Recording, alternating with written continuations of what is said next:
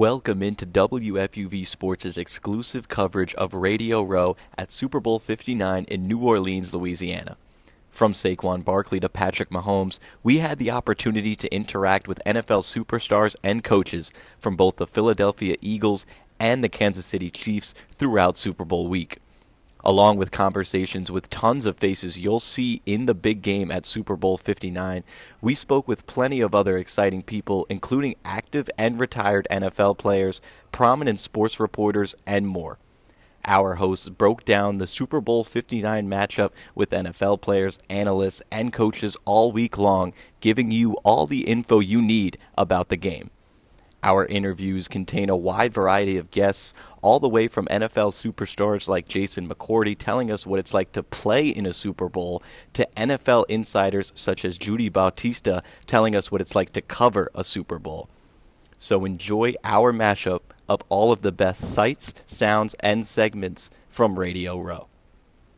Welcome back to New Orleans, Louisiana. We are live from Radio Row, and we have a very special guest joining us on the show today. We got Mr. Brian Asamoah from. You said it right. I said it right, Yeah. didn't I? Yes, I did. There- From that the makes Minnesota much- Vikings, just finished his rookie season. Brian, thank you so much for joining us. How's New Orleans been treating you? I just got in, but I love it. It's the energy is great. The Southern hospitality is amazing too, and I just appreciate you guys for having me, man. Thank you. Now, you just finished up your rookie season as a linebacker for the Third Minnesota. year. Third. Oh, I'm sorry. I'm thinking of somebody else. I'm Oh, you're sorry. good, That's man. my bad. That's You're fine. We've good, talked to you're a lot of people today. You're You good. just finished up your third season. That's Yeah. right. And the NFC North was extremely tough this season. We didn't see a first place team really decided until week 17, unfortunately, when, the Vikings traveled to Detroit and lost to the Lions. But, seeing that race, even the Packers were right behind the Vikings and the Lions for the majority of that season. And, once you guys got to the end of that road, you just look back and you see how big of a step forward the NFC North took this season. Just from your firsthand account, what was it like in just that absolute bloodbath of a division? First of all, I would like to say that the NFC North is probably the best conference in football. But like you said, man, the bloodbath every Sunday against an NFC opponent, you know what you're gonna get from Chicago, you know what you're gonna get from Detroit, you know what you're gonna get from Green Bay. Like, it's gonna be a physical football game, and that's what we love. We embrace it. We embrace the opportunity to go out there on Sundays and display our abilities as well. So, man, like I said, the NFC North is the best division, but we coming out there ready to compete and play at a high level football game. So, yeah. Over there in Minnesota, you guys got a lot of ballers on defense yourself. Absolutely. Cam Bynum, Ivan Pace Jr. Yeah. Who are some of those guys on the defense you're really close with? Maybe you hang out with off the field. One that was kind of new was Stephon Gilmore. Yeah. That was really my vet. Legend. I learned so much from him. And he kind of helped instill like what it means to be great every single year. Him being a former defensive player of the year, like, I seen the hard work he put in. But defensive guys that I hang out with, I would say would be Cashman. I hang out with Pace too. Pace is a cool guy. All those guys are great. But the thing with Minnesota is that all the guys are so close knit that you can see an offensive player who's a star hanging out with a practice squad guy who's on defense. So that's just the culture that Kevin O'Connell has instilled in this whole entire organization, that you gotta love your brother. You gotta be willing to play with the guy next to you on whatever phase it is. So shout out to my teammates, man, because they're all great people. That's actually a perfect bridge into the next question I wanted to ask you, because one of the things that stood out to me the most, Minnesota was such a fun team to watch this season, but one of the things that stood out to me the most was the camaraderie it felt like your entire defensive unit had. You were talking about the whole team, but even just the defensive unit. And I especially enjoyed, as well as my parents, I remember watching with my parents on TV, was the celebrations, all the different, all the different references. The Camp Rock one had me laughing so hard. It was, you guys, the ends you guys went to with the rehearsals was so funny. But what was it like seeing that camaraderie sort of like blossom firsthand? Like, was it something that was there from the second you touched down? Was it something that developed over time? Was it something that was like, hey, we kind of need to become this way to be a better team? Like, what was it like seeing that connection and just your whole core being able to have that much fun, like, just unfold? I think it's something that's been brewing since my rookie year. We brought in guys to come in and help really this defense turn. Obviously my rookie year, we didn't play, our best ball. And then next year we brought in a coach, who kind of helped develop, the culture that we have now. But Nah, just saying what you said. The camaraderie that we have together as a unit is unfathomable because we get results. And one thing about the Celtics that people don't really understand is that you have to get a takeaway. Right. You gotta perform. And that's something that we were able to generate every single week. So it wasn't just I can't wait to hit this celebration. It was more so like, man, we're about to get a takeaway. What are we gonna do? So that was the confidence that we were able to instill in within one another. Like, okay, guys, we're gonna get a takeaway. We're gonna make a play this game. What are we gonna do? And that's something that kind of, I would say, like, drove our excitement to celebrate because we knew we were going to take away and who was going to be the guy that's going to be able to celebrate the takeaway when you get the takeaway. So, man, I love playing with all my teammates, especially the defensive guys, because they make our job fun. And yeah, it's just amazing. Looking back, which one was your favorite? If you could pick one, or if it might be a hard decision. I would say Camp Rock. It was hilarious. I mean, that blew up online. The reason why I say Camp Rock is it was a Thursday evening. And I'm just getting some extra work in. Cam Bynum always getting some extra work in. And I see them practicing. I'm like, but what is going on? And in my mind in that moment, I'm like, what is going on? But to see it happen on Sunday, at the biggest stage, like the practice, it didn't look good. I didn't think they were gonna land it. Well, that's what's funny about it too. Like the joke behind the scene a lot of times on the internet is that like it's looked at as one of the cringiest movie scenes of all time. Yeah. So it's hilarious that you guys went and like did it to a T. I don't know how sometimes we like the landing that Josh had. Like he never stuck the landing when they were practicing. Oh my god! So like, the lights are on though. Oh man, that's what it is about football, man. When the lights come on, man, a lot of players they show up, and you know, there's some guys that also don't show up, but those are the ones that were able to display their greatness, man. So, yeah. You mentioned Kevin O'Connell before as a reason you guys are able to play so together. Yes. What's he like as a coach? I'm sure you've had a bunch of different coaches throughout your football career. I will run through a brick wall for Coach O'Connell. Like I was actually on a flight with him today. Oh, really? Yeah, I love that guy, man. He's a great coach, a great leader of men, and I know that the Minnesota Vikings organization are like they're raving because they have Kevin O'Connell for the next upcoming years. But man, great guy, and I just know each player loves playing for him, and that's not going to stop. You know, when his career is over. One of the things I found the most unique about you as I was more, getting to learn more and more about you is how much pride you take and how much you display your cultural heritage. I see it in your hair right now. In my hair. Yeah. You see you got the beads. I've seen you wear the headband, the Ghana flag on the headband before, during warm-ups. And even your name, Asamoah, comes from the correct me if I'm saying it, because he's doing his research, so I got to hear him out, man. It's the Akan tribe, yes. And it means powerful. Yes. So I remember reading about that, hearing about that. That's research right there. Shout out to him, man. Well, yeah. So, and I just think that's so amazing to have such like deep cultural significance to your name, and you want to display that to everyone. Yes. Just to you personally, like how important is that to you to display the pride you have in your heritage out to the world when you're on the football field, off the football field, and as kind of a follow-up, is there for those who like may not be as in tune with it, how prominent is like the connection to the sport of football in like the Ghanaian culture? Do you think can it be bigger? Is it growing actively? I'm gonna tell you it all. So first of all, I would like to say I'm just extremely blessed to be able to express, my culture. Being from Ghana, like I'm not supposed to be here, man. My parents were in Africa from a small village like Seko City, such a Dumasi, like. Man, the opportunity that I'm given, it's a once in a lifetime opportunity. I remember when I was 10 years old and I was sent to Africa for a learning experience to understand what life was like out there. And man, life was very different than what it is today. But back in the day, man, a kid couldn't think about becoming an NFL athlete, in Accra, Ghana. So to see, that change, it's crazy. But again, I'm super excited to be able to showcase my abilities, showcase, the opportunity to come out to America and play the sport that I love. But it all has given me the opportunity to pour back into my community. So a little bit more about me. I got a foundation called the Be Authentic Foundation, which cultivates a space where kids can play their favorite sport and choose whatever they destine in life, whether it's on the field or off the field. In doing so, that foundation provides another opportunity where kids can play flag football flag football is a growing sport in our nation today, and it's going to be in, LA Olympics 2028. So I created a platform where I have a flag football league in my country back home. It's U14, 10 teams that are competing each year, and they're just developing the unique skill sets that you need to play football. And doing that, now I have spearheaded the task of creating Ghana national flag football team. Oh my gosh, to compete in Olympics in 2028. That's right. We just did another interview, exactly. and we discussed the flag football coming to the Olympics. Exactly. So Ghana is going to be competing in the Africa Olympics this June, right?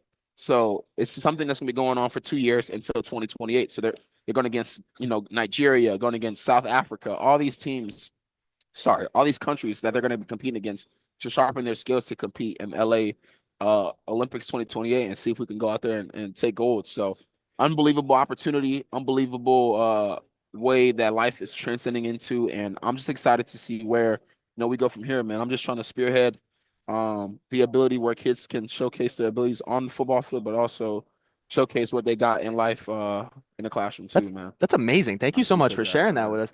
All right, one last question before we send it off. Yeah, man, I gotta see her, man. Yeah, no, how's New Orleans been treating you? Like, what's the Super Bowl experience been like? Just kind of moving around. I'm not gonna lie, man. I got here probably 40 minutes ago. Really? My bags is literally at the front. That's hilarious. So, man, I came to enjoy it, but also rub elbows, meet some people, man. Awesome. See how I can raise fundraising for the Ghana national flag football team. And ways to help is to donate to my foundation. My website is brianasamoah.com. I have a whole donation link to donate to the flag football teams with the U14 league and then also the Ghana national flag football team. So that's a way to help raise awareness. I won't even say raise awareness, but get this thing started so we could see some good athletes go out there and run on the football field and make some plays. So, yeah. Brian Asamoah, Minnesota Vikings linebacker. Thank you so much for joining us. We really appreciate it. We'll send it to a quick break, and when we come back, we will give you more coverage live from Radio Row here in New Orleans. Hello and welcome back to this special edition of One-on-One, New York's longest-running sports call-in show, coming to you from the Convention Center in New Orleans ahead of Super Bowl 59. James Birle and Nick Guzman here with a very special guest, longtime Philadelphia Eagles wide receiver, and for a short time Kansas City Chiefs as well. Jason Avant is with us. Jason, how you doing, man? Good to see you guys. I'm doing great. Ready for the Birds to kick butt. As an old Eagles fan myself, it's an absolute privilege to have you here. I think back to those late 2000s, early 2010s Eagles teams. I mean, you got the chance to play with Donovan McNabb, Michael Vick. I mean, a great wide receiver room with Deshaun Jackson, Jeremy Maclin, and under Coach Andy Reid as well. What do you have to say about him going for the three-peat now? Well, he's a great coach, and I'm glad that he's able to show how great he was. He was great in Philadelphia. The quarterback position is the most important position, and when you finally get that guy, he kind of knew it. He had a solid guy in Alex Smith, but he had a hunch, a feeling about Patrick Mahomes. He went out and got that guy, and now it just shows what Coach Reid can do even more. Coach Reid's one of those coaches that wins with whoever's in there. He's won with A.J. Feely. He's won with Chad Henne. He's won with Chase Daniels. He's won with everyone, and he will continue to win. But when you have a guy like Patrick Mahomes, those wins start to turn into Super Bowl wins and playoff wins, and then you start getting the notoriety that you always deserve. The quarterback can do a little bit more than some of the guys that I play with, and I have Pro Bowl players, but this is a Hall of Fame player, and that's a big jump. That's like having a luxury car, a Lexus, and then getting a Bugatti. It's a totally different thing. Jason, you're certainly in the right place here in New Orleans, considering it's Eagles and Chiefs, the two teams you played for in your career. But when you moved to Kansas City, there's a young Travis Kelce there. It's a young up and coming team. What was it like going to that environment? Yeah, I was brought there just to kind of mentor and show like Travis the way. Coach Reid was worried about him, and he's a great player. I told Coach Reid, I was like, he does things that I can't do, and I'm 30 pounds lighter than him. So Travis has always had the ability to make people move out of their spot. And what I'm telling you is that Allen Iverson, just think about his highlight against Michael Jordan. He was able to cross the ball over left to right and shift Michael Jordan's weight so he can have a clear path. That's the same thing that football winning teams do, winning players do. They make you move. They don't run around you. They make you move out of the spot. And that's something that Travis Kelce has been able to do. And you add all the elements that they have. It was my time there was special. I always say that Donna Kelce did a successful job of raising a hillbilly and a black dude in the same household. I don't know how it happened. For a whole 6 months, I didn't know that they were brothers. But which one is which? Which one? You know which one? that. I'm only joking. You have obviously one of the few people to have played with both of the Kelce brothers, being both of those guys are one-team guys, spent a long time with the Eagles, short time with the Chiefs as well. So that's a very special time. We're a little upset that Kelce chose to retire last year. He's not here with us this year. Would have loved to have seen him. But going back to what made Patrick Mahomes so special, you talked about Coach Reid taking that chance on him. But you're repping the Eagles. You were there for 8 seasons. I got to ask you, what's it going to take for Philly on Sunday? You'll be at the game to get the W. Well, they're going to have to control the line of scrimmage. That's number one. They're also going to have to run Jalen, and Jalen is going to have to pick up some third downs with his legs. And when there's nobody to throw the ball to, you have to hurt them that way, because Spagnuolo is a disciple of Jim Johnson, who was my defensive coordinator with the Eagles. And one thing that Jim Johnson and Spagnuolo always struggle with is running quarterbacks. And it's the guy that kind of, when nothing's there, can make a play. And Jalen has to do that periodically throughout the game to keep him honest, because if you don't do that, now he feels he can be aggressive and throw blitzes at you and coverages that you've never seen. So when you run the ball as a quarterback, you're going to get vanilla defenses because you need all eyes on a quarterback just in case he runs. And Jason, shifting a little bit away from football, after your career, you've become an accomplished competitive salsa dancer. Talk a little bit about that. That's been fun, man. That's revitalized like a lot of my years there. Like, it's just, like football kind of takes years away from you. I'm sure. Salsa is like adding years to me. Because it's fun. It's one of those things that you stay in shape. You get a chance to dance around the world. I just got back from Budapest dancing. I've been to Croatia and Cartagena and all types of places just to dance. And sometimes even people pay me to dance. So it's fun, man. It's been a great time. Well, I was trying to get a feel for it before we got you to sit down on the show. You said you had to stop dancing in order to play football, but you wished you had done both at the same time because it might have helped. You were showing me a couple things about maybe the mobility, the flexibility of it all. Yeah, dance, in order to be good at dance, you have to be super flexible. And as a receiver, part of your job is not getting hit.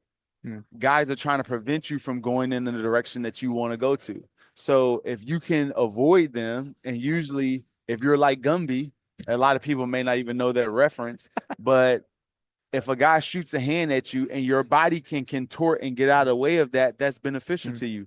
Also, range of motion. The range of motion that I have now is way different from the range of motion I had as a football player, because you had to put all those weights on and be able to take a hit from Brian Dawkins and Sean Taylor. You had to do all of that stuff, So flexibility was huge, and it wasn't emphasized like it is now. And those early Eagles teams, those 2010s or late 2000s teams that you were such a big part of, so many characters, so many personalities. Was there somebody on those teams really who was you were closest to? Closest?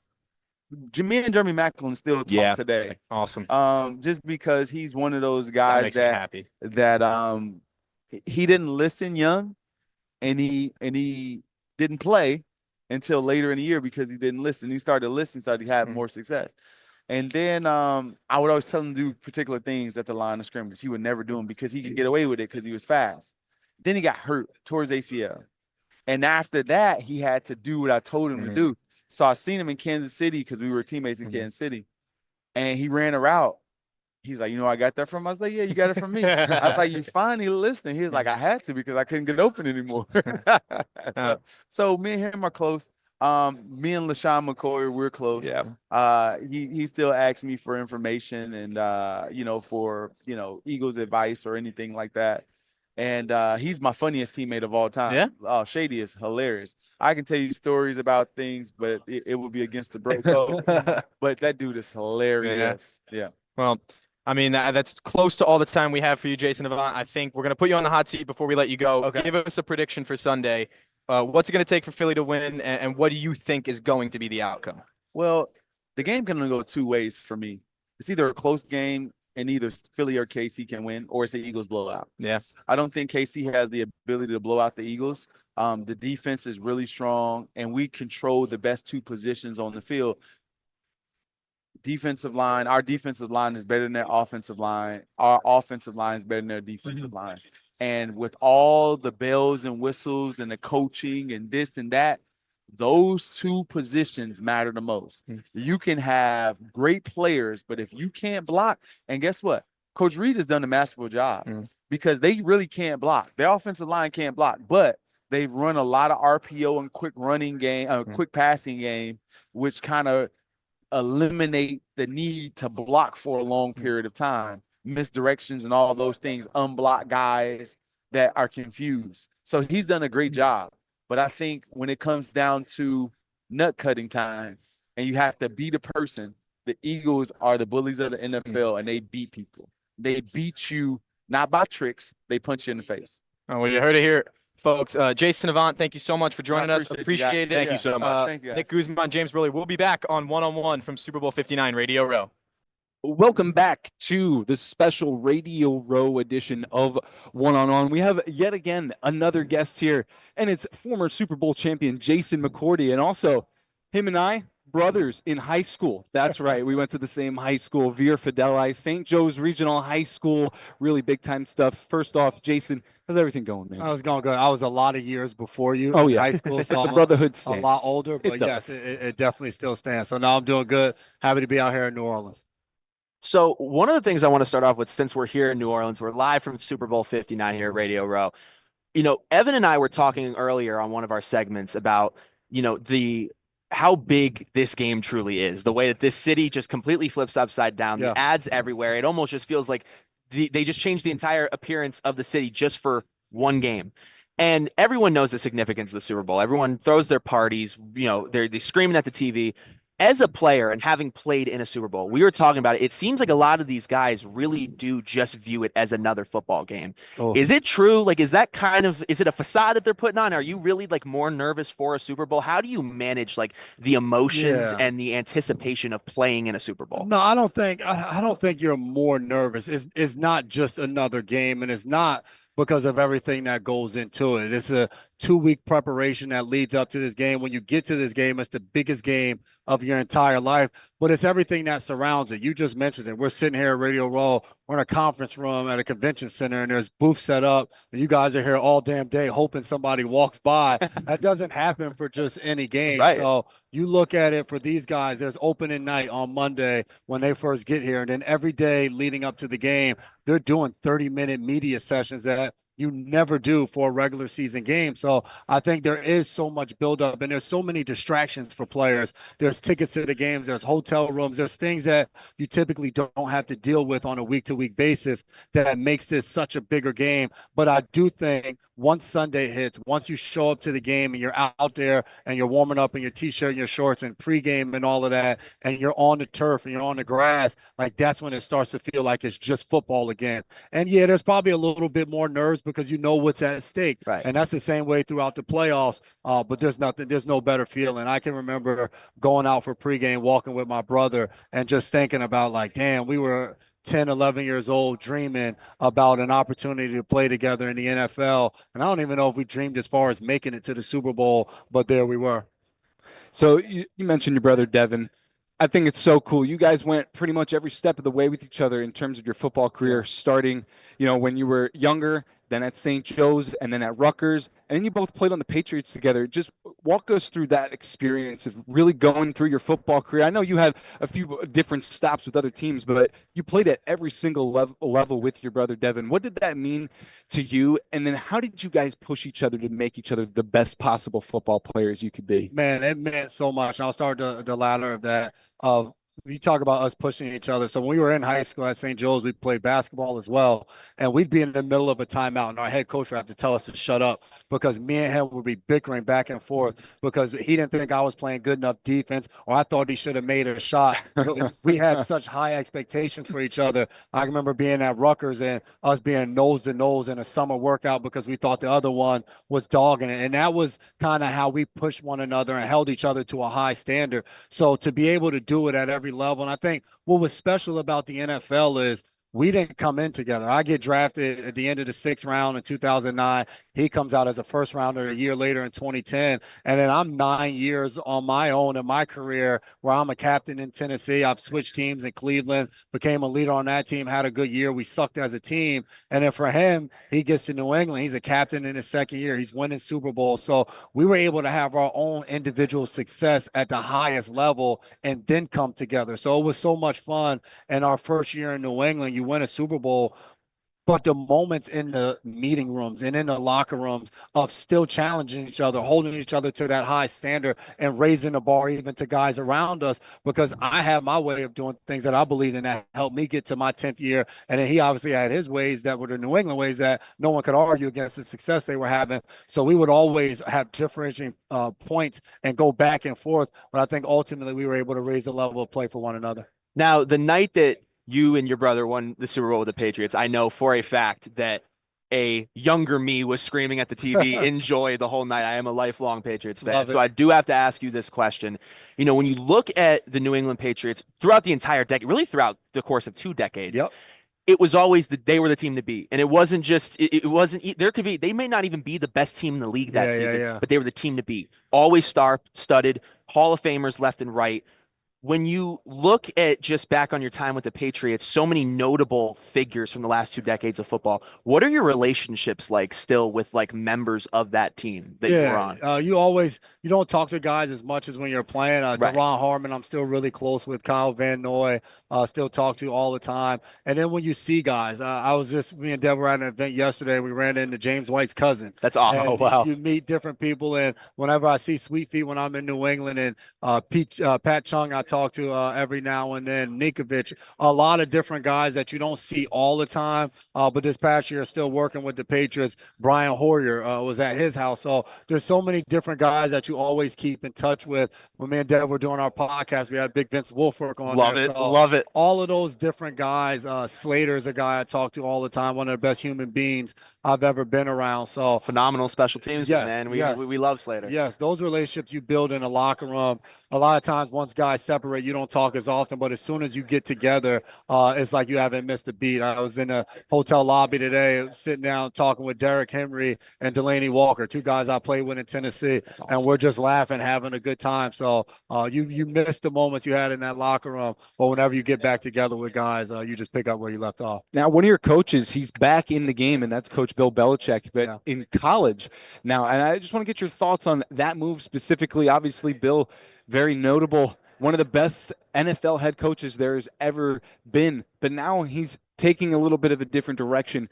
What do you think it's going to be like for Coach Belichick to coach in college? What is his demeanor going to have an impact on in terms of these players that he's going to coach? Yeah, I think Bill's going to be himself. I don't think we're going to see this drastic change and this smiley guy that's just cheerful all the time.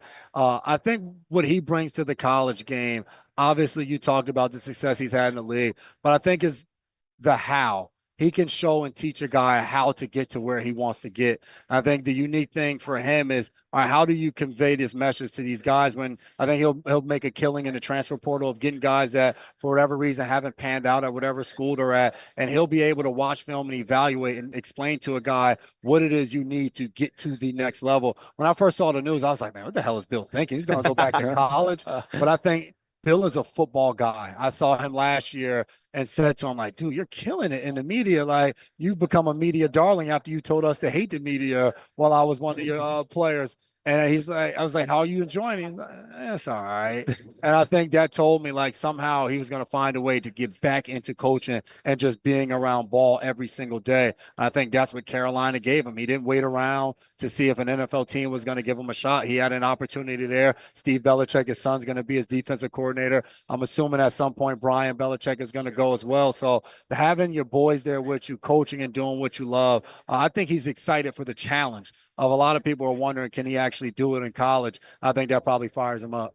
Do you think instead of we're on to Cincinnati, it'll be like we're on to Virginia Tech, we're on to Boston College? Oh, 100%. And the crazy thing about Bill, he'll say those things and he'll know exactly what he's doing. Like it won't, like he'll have planned to say it because he knows he's going to get a reaction from everybody. One last question that I have for you, because there's so many comparisons drawn, I guess, very recently, and rightfully so. The Chiefs are going for a three-peat, and their fourth ring in the last 5 years. So obviously the comparisons are getting drawn to the New England Patriots, which you got to be a part of that dynasty. Is there anything about this current Chiefs, dominance over these last 4 or 5 years? Is there anything that you've seen in their play style or in Andy Reid's coaching or in any of their culture that you think is very similar or at all similar to like what was going on during the Patriots dynasty, or something that is so conducive to just such repeated success like that? I think the main thing Belichick's saying used to be every day he would tell us, you can't win until you keep from losing. And that was just basically, don't go out there and just blow the game. We watch it all the time. When you're watching a game on Sunday and there's less than 2 minutes left and you're wondering why the head coach isn't calling a timeout. And the next thing you know, they run out of time. The Chiefs and the Patriots, you're going to have to walk in and beat them. They aren't going to lose the game. I think aside from that is the ability of both franchises to adapt or adjust. You look at it when Brady was there, when they won their first 3 Super Bowls, it was a young Brady built off defense. When they won the next 3, as Brady kind of continued to grow, it was the Brady show. And then you look at the Chiefs, they had Tyreek Hill, you lose Tyreek Hill, and then you win last year during a season where I remember they lose on Christmas to the Raiders. And it was like, this Chiefs team is cooked. Like, there's no way they're going back. And Spags has their defense playing at an incredible level. And even this year, throughout the entire season, they're winning game after game, and we're just waiting for it to collapse. And they continue to find a way to win. So I think that kind of ability to withstand whatever pressure is out there to come up victorious is similar with both franchises. Well, Jason, I got one more question for you as well. Another question regarding the college landscape of things, and specifically what's going on with Rutgers. Definitely making improvements each and every year under Greg Schiano. Obviously, Isaiah Pacheco, a product of Rutgers. Awesome running back, came from New Jersey. Got to love it. But I just want to get your thoughts on the direction that Coach Schiano has this Scarlet Knights program going. Yeah, I love it. Schiano's my guy. He recruited me. I played there for him for 4 years. Fired up for the direction we're going. We just got to win some of those close games. We lost a tough one to Illinois. We lost in the bowl game to Kansas State. The bowl game was hard. I was watching that. Games that we got to win, but Schiano does it the right way. He challenges those guys to not only be good football players, but good people as well. A lot of who I've become not only on the football field throughout my career, but as a person, as a father, as a husband. There were some sayings that Schiano used to say when I was 18, 19 that I absolutely hated. And they're things that I'm saying to my kids now. So with him being back, I'm hoping that we continue to raise the level. Well, Jason McCourty, thank you for joining us, man. It was really a great time. We will have a little bit more one-on-one right after this short break. But once again, though, Jason, thank you so much. Appreciate you guys. Appreciate you for taking the time. You, we'll be right back. Welcome back to WFUV Sports. It's very special coverage live from Super Bowl 59 Media Week here in New Orleans, Louisiana. I'm Jack Warner, joined alongside by Nick Guzman, and we have a very special guest, a previous guest of WFUV Sports. He did an interview for us on One-on-One over the summer. Brandon London has come back to join us, New York Post Sports on-air host, former NFL wide receiver and CFL wide receiver, has won a Super Bowl with the Giants and a Grey Cup in the CFL. Thank you for joining us. Thank you for coming back. How you doing? How's New Orleans been treating you? That sounds better than my Wikipedia page right there. I'm loving it, Jack. Appreciate the love right there. New Orleans has been great, man. Anytime it's Super Bowl week, whether you're a player, retired athlete, or media, it's always a great time. As you see Radio Row, all the action here, the handshaking, the networking. It's like as soon as you land, it's just nonstop. Went to Odell's party last night, the NFLPA VIP party.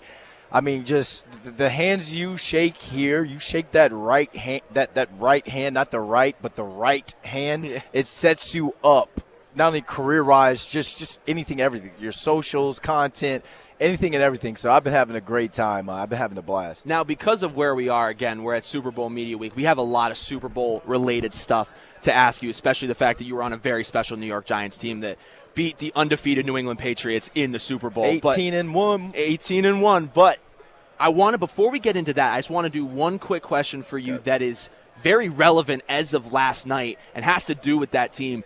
Eli Manning last night was not chosen as a first ballot Hall of Famer. Now, obviously, I do think once we let time run its course, a couple more classes, statistically and 2 rings, his playoff performances, I think you can make a pretty fair, safe bet that Eli Manning is going to be a Hall of Famer. But we had a lot of conversation around here because of being a New York station, and we have New York Giants beat reporters, New York Giants fans alike, about, was he deserving of a first ballot Hall of Fame slot? And a lot of us think he was. And I'm sure you being around him and being in the same, locker room as him, being on the Super Bowl winning team with him, have a lot of, close, first-hand accounts of how he was as a teammate. What are your thoughts on him not, receiving that honor last night? Obviously, there's going to be a bias there with, because of what you said. And I think of him, as a friend. I think of him as a mentor and all. And I got to see firsthand how he prepared for the game, how he became clutch in huge moments. So I'm going to say, but on the flip side of it, I also spoke with the Michael Vicks and a lot of those guys, and it was a lot of guys were like a little iffy on the on him getting in first ballot. And I think Ryan Clark made a big point this morning on Get Up when he says that when you're naming the names and you're saying it, it kind of everybody in the room, when you're talking legends, guys who are all gold jacket guys, they all kind of have to raise their hand and be like, for that to be Hall of Famer. It has to be unanimous decision. It can't be like a barbershop talk like LeBron or Jordan type thing. It's like, no, what this guy did throughout the course of his career, this is hands down first ballot Hall of Famer. So the fact that there's so much back and forth, so much question marks people are having behind his resume, which is a Hall of Fame resume. It's not I don't think it's the most terrible thing in the world that Eli Manning didn't get in on the first ballot. I mean, those are good problems to have. Exactly. And that's a very real thing that you mentioned, because I think when we were driving home back to our Airbnb last night, and when the class came out, we all looked at each other with shock and awe that Adam Vinatieri wasn't a first ballot Hall of Famer. Yeah. So I get what you're saying about that unanimous nature. It feels like everyone's got to agree, this is the guy that needs to be in here immediately. Yeah, because I don't want to jump in, but we know again, like the Michael Vicks and the Luke Kuechly's and those guys. That's another one we were you got to be you have to be in a room. You got to be in a room with legends, and again, all of them be like, this is hands down first ballot Hall of Famer. And, for them not to feel like that, or some people to not feel like that, then it's just, it is what it is. He's going to get in. There's just one of those things where it's like, you got to wait your time. We were talking on the show yesterday, looking down that list of the 15 eligible Hall of Famers, and there's a case for every single one. Absolutely. I mean, all those guys had such legendary careers. It's tough to have to cut it down to 3 or 4 names. Yeah. I wanted to ask you about, the on-air hosting stuff. You're everywhere these days, with the Post, doing stuff with the Giants on the air. How did you fall into that hosting stuff after your playing career? I always wanted to do it, man. When I was playing up in Canada, I was up in the CFL. I was going to go back to the NFL. I was going to give the NFL a go. I was having a monster season up there. I was averaging like 19.9 yards per catch, like 20 yards a catch. I was going crazy. And Mark Trestman was our head coach, who ended up coaching with the Chicago Bears. I was a Tress guy. 4 games left. I was like 140-something yards away from 1,000. Bucket tore my meniscus, and it just messed up the off-season training, all that. So I was like, that's when I kind of fell out of love with the sport of football, which my dad's a football coach. I grew up with the football coming out of the womb, high and tight. Doctor slapped me to see if I cry. I almost ran him over. So it's just one of those things where you feel like why. I was geared up, I was doing everything I felt I was supposed to be doing to get ready to go back to the NFL. So up in Canada, I'm like, I'm going out to practice. I can't do anything. So I go to Tress, and I'm like, look, man, I'll come in, get my rehab. Are you okay if I start taking classes at Montreal School of Performing Arts, theater classes? Without a doubt. He was like, absolutely. Come in, get your stuff, sit in the meetings. When we go out to practice, you go ahead, you go.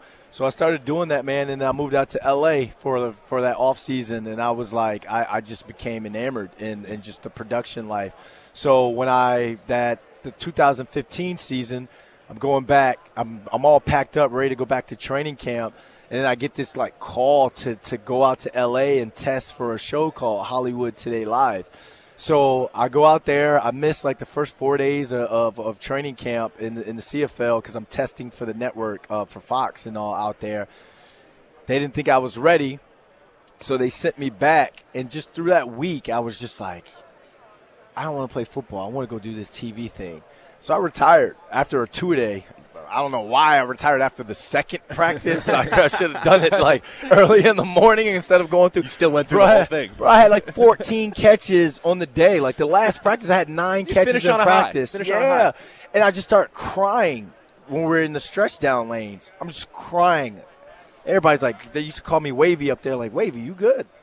I went to my receivers coach. Was like, bro, Anthony Calvillo, one of the greatest CFL coaches of all time. He was my quarterback, but he was my receivers coach on that last year. And I was like, Ace, I think I'm done, bro. He's like, what do you mean? Yeah, we're done. Practice is over. Yeah. I'm like, nah, bro, I think it's a wrap. So he had me go to the head coach. Head coach had me go to the GM. They're like, look, don't go to meetings tonight. Just go sit down, go chill, wake up in the morning. If you feel like, that was just a one-time thing, then – whatever, go back out to practice. If not, so I went to him, was like, bro, like the next morning, I was like, I'm not going through two-a-day again. I'm going to just go ahead and retire. So moved out to L.A., was taking classes, sleeping on the friend's couch for like a year in Van Nuys, and then some time that I got a grant through the NFL to got me an apartment and stuff out there, freed up some money. Man, I was taking on-camera classes like twice a day. I was spending almost like $1,000 a week. This woman named Marquis Costello, she's a hosting coach out there. Through one thing led to the next. I got an agent. Agent knew Don Sperling, who just retired from being like the head of like TV and broadcast for the New York Football Giants. They went out there, auditioned at Quest Diagnostics Training Center, and then bam, got the job. So I was out of football for about a year and a half, trying to figure it out there in LA, trying to audition and all. And then, the Giants thing, they had like a lifestyle type host that they wanted to do, because that's when like the off the field stuff with the players started to become cool. Started doing stuff with like the Odells, the Vicks, and all that. It led to all the fan stuff, led to one thing, led to the next. Now I've done 2 nationally syndicated TV shows, still do Giant stuff. I'm their first in-game MC. They never did that. I'm their international fan ambassador. I've been to the UK 3 times with them, 1 as a player, 2 as media. 1 Germany this past year, flying back out there to do more fan caves and stuff. So I always knew I wanted to do it. Even in the CFL, I started not a podcast. I started a web series called Jersey Off, Suit On, and I would take my teammates with me because I modeled and all that stuff, take them to places around Montreal, the food, the fashion, the culture, and I'm out there cutting my own videos and doing, like, I had my teammate, rest in peace, Darren Diedrich, lay to death, bro, because he would have the camera, he had all the equipment, and he'd come. But we knew nothing about mics and all that. Bro, we're shooting shotgun mics. It's a fashion show, and it's all this. But I'm doing an interview. You're like, yeah, da, da, da. I'm like, yo, I totally crushed it. We get back to the computer, can't hear a dang thing. It's all B-roll with just me moving around and stuff. So, I mean, that's where I found that love, that passion for it, and that's when I knew I wanted to get into it. One thing led to the next, and it's just like, hey, here at Radio Row again. So we're here at the Super Bowl. You were on a Super Bowl winning team with the New York Giants. I feel like you're absolutely the perfect person to sort of have a conversation with about what to expect out of the Super Bowl. From your memory going through the media week proceedings and, being at the game, being on the sideline, just being in just being in that mode for the Super Bowl. We've even noticed it here. The city just flips on its head. The ads everywhere. It's like they completely retransformed the city. What do you remember most from whether it was the week leading up to the game, a very important catch that happened in the game, whatever, any of those things, like from your entire Super Bowl experience being on that Giants roster, what do you remember the most? There's a couple things, man. I remember after we beat Green Bay, NFC Championship, that first meeting we had with Coach Coughlin was like basically telling everybody, get ready, because everything's about to just come full speed. So we had the hardest practices that first week. That's smart. Because he was like, once we touch down, it's going to be nonstop while we're out there. So lo and behold, when we got out there to Arizona, it was, you go from a meeting to practice to, all right, you guys got to go to this event, you got to go to this, you got to do this. And you know me, like if wherever Strahan or OC and those guys were going, I was going with. I was like a little bro trying to shadow these guys all the time. I remember Media Week, and there's a picture. If you look at Brandon London Media Day, there's a country singer called Kelly Pickler. She's short. So, and she was doing this thing for I don't know if it's Fallon or Kimmel or whatever, but she wanted to talk to Strahan, and Strahan's scrum was just massive. She came to me and was like, hey, you mind? Can I get on your shoulders? So I picked her up on my shoulders. You can go look at it right now. It's on like awesome. The AP or whatever. You got to Google that. And I got her up on my shoulders, and she's talking to Michael Strahan and stuff. And I made I don't know if it's Fallon or Kimmel, one of them late night shows no one really watches anymore. But it was like, I remember that because everybody at home was hitting me up like, yo, I saw you. Like, yo, that was awesome. Yeah. I remember the final practice, that Friday practice, David Tyree dropping everything in practice. And, he's told that story millions of times. Like, everyone was like, but it's true. He was genuinely. He was dropping everything, bro. And I'm like, yo, they got plays called for you. Like, that touchdown that he's designed scored, for him. That's designed for you because he's a blocking receiver. Yeah. That's when I pick her up. But you'll see, if you keep scrolling, you'll see there's the scrum with Strahan. And, like, when I really lift her up on my shoulders.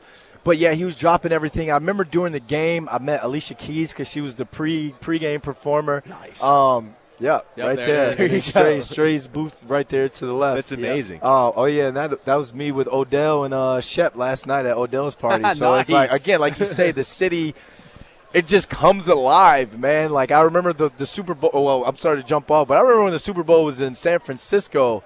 And I was like, yo, San Francisco's the dopest city in the world. Then I went back with no Super Bowl. I was like, man, if you don't get me out of this place. Like, I've heard that a couple times about the San Francisco Super Bowl. Everywhere. Like, it was super spread out, right? Yeah. And the hills, the Uber, the hills. I'm like, I'm not getting up to walk 11% incline right now. But yeah, to go back to that game, I remember like when we're about to run out, because I had a little camera thing, and we're about to run out the tunnel. And I'm looking like, holy shoot. And, like, obviously the guys that were playing were in front, and I squeezed my way in the middle. I ran out. People were like, yo, we saw you running out and stuff. And then if you watch the DVD, the Super Bowl DVD, I'm all over it. Like, it was like sometimes I was actively looking for where the camera at so I can do some stuff. A lot of the times they just caught me, man. Like, you're in the moment, and it's just like. I remember seeing one on your Twitter. I think it was you on the sideline. Yeah. Bro, it's you're in the moment, and you're like, oh my gosh, like this is crazy. And then the David Tyree catch was just like, the entire stadium, everybody was just like, oh. I'm like, did he catch that? Did he really catch that? And then the last like huge memory I remember was like, that last, like, Hail Mary Brady threw to Randy Moss, he almost caught that it's like thing. a 70-plus yard throw. Brady launched that and got hit when he freaking threw it. And then when it hit the ground, I was just like, oh, my gosh, like, we really did it. A 9-7 regular season team who went through every up and down. And, like, I got to be around those guys. Like, OC's back. He's back there shooting for ITV. I just interviewed him. Big little bro, I'm so proud of you. Strahan yesterday, I don't know if you guys looked at the New York Post. He was doing his scrum, and he shouted me out in the middle of the scrum, stopped, was talking to me. I'm like, bro, don't you got something to do right now? And all, so it's the memories, man, the memories, the friendships. That never leaves you, bro. Never leaves you. The game, we're all old now. You know, I got a 20-month-old kid and stuff. I'm mad I didn't have a kid back then so he can see all that, but Yeah. I'll be sure to show him all the videos, all the pictures and stuff, and be like, man, Daddy was a part of history, man. Daddy was right there with those guys. I had to be Randy Moss twice that year. Obviously, as the practice squad, I had to be that T.O. I had to be 3 times. And it was just like one of those things where it was just like those guys got me so much better that what I like to call red shirt year, because the next year I balled out in training camp and preseason, and that's when the Miami Dolphins came and grabbed me, and I played with the Dolphins. I had 4 catches in a playoff game with the Dolphins and all. So, I mean, I always take every chance. Lawrence Tynes, Kevin Booth, Kevin Boss, all those guys. Steve Smith, still one of my best friends to this day. Anytime I see Ahmad Bradshaw, still do all the stuff with him for the Giants and all. Like, bro, it was really a brotherhood, man. I don't think there's been too many locker rooms as tight as that was. That's so amazing here because it feels like that way from the outside, but to hear that it actually was like that is man. awesome as a Giants fan. Do you have a pick for the game on Sunday? I want the Chiefs to win, man. Honestly, like I know everyone's kind of like I'm so tired of the Chiefs, just like they were tired of the Patriots. There's a reason why you're that good. I don't think people understand how hard it is to win football games in the NFL. And you can be like, oh, well, the refs are cheating. What about the other 60-something plays in the game where they executed championship-like detail the entire time? The discipline, the details, the minute details, not only from Andy Reid and Spags, but for the players to execute that. And it goes back to when that corner blitz against Josh Allen and those guys in the AFC Championship. Brilliant. They hadn't ran it in about 4 or 5 weeks, and that's when Spags dials it up. That It shut down the drive. It won them the game. Shut it down. So it's like brilliant. That type of detail from the hours that the defensive quality control coaches put in to map out plays and map out formations, XYZ. Spags to draw it up. They run it, come back to it, and then I forget who the corner was, but to execute it and to get it done, bro. Like, people need to stop thinking fans need to, and I go back and forth with Giants fans all the time. It's like, this ain't fantasy football, bro. Like, this ain't no just plug and play somebody and like, oh, he got me 27 points. No, this dude been putting in work all week. Like, we're trying to this coach has been scouting all week to put you in the right position. Like I say, it's a game of chess with real players. And then when I move you to that spot, you, the rook or the bishop, whatever the pony is, you got to beat whatever that is. You got to beat them one-on-one. But I put you in position, take that spot over so we can go first down and keep this drive moving. So you got the Chiefs. Quick score. What do you think? Shoot. I'm a 28-24 guy. I'm a 28-24. We're about to see this Patrick Mahomes brilliance, man. This dude is as advertised, man. As advertised. Love watching him. But, I still want Saquon to do well. I would never root for the Eagles or Cowboys. Makes sense. Commanders, I don't see them as I'm in the exact same boat. My mindset is the exact same. Never Eagles, Cowboys. Never Eagles, Cowboys, and then Commanders just like, who cares? Whatever. Yeah. Whatever. Awesome.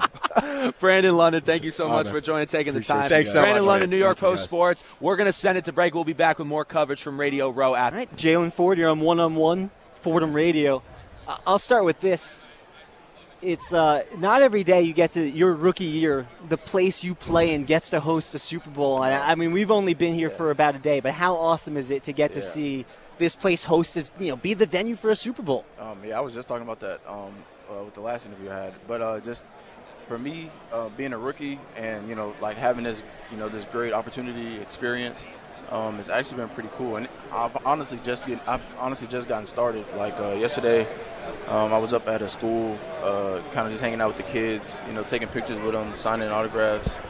And I was up there with Kendre Miller, the running back. And it was just pretty cool to see how easily, like, I didn't have to say anything. I really didn't have to do much, but you could just tell, like, them kids couldn't wait to come up and shake my hand and just take a picture. And I remember, being that age and, like looking up to football players and it's a really good feeling. And, I'm just really blessed to be able to be in that position. And then, just as far as the opportunities or coming here talking to y'all, just, going around, getting to meet people and kind of, use my voice and being able to talk about whatever. It's definitely a good experience, and I definitely not taking it for granted. I'll say real quick, for all 6 of us, this is our first time in New Orleans. Do you have any spots you We're here for a few days. You got any spots you recommend? Where y'all coming from? New York City. We're all mostly New York kids. He's from Jersey. We go to school in the Bronx. Crazy. Yeah, welcome to the South. It's awesome. Any spots? There's a couple. I don't know if y'all like. So y'all know. I don't know if y'all do know what a po' boy is, but it's just. He had one yesterday. Where'd you go? What was it? We're staying up in Mississippi. We've had a nice little barbecue place. Yeah, so that's probably like 30-minute drive to get here or something like that? Closer to an hour, roughly. There is a spot called Parkway and Tavern. Parkway and Tavern. Yeah, it's somewhere off of Tulane. I can't remember the exact location, but they got pretty good po' boys there.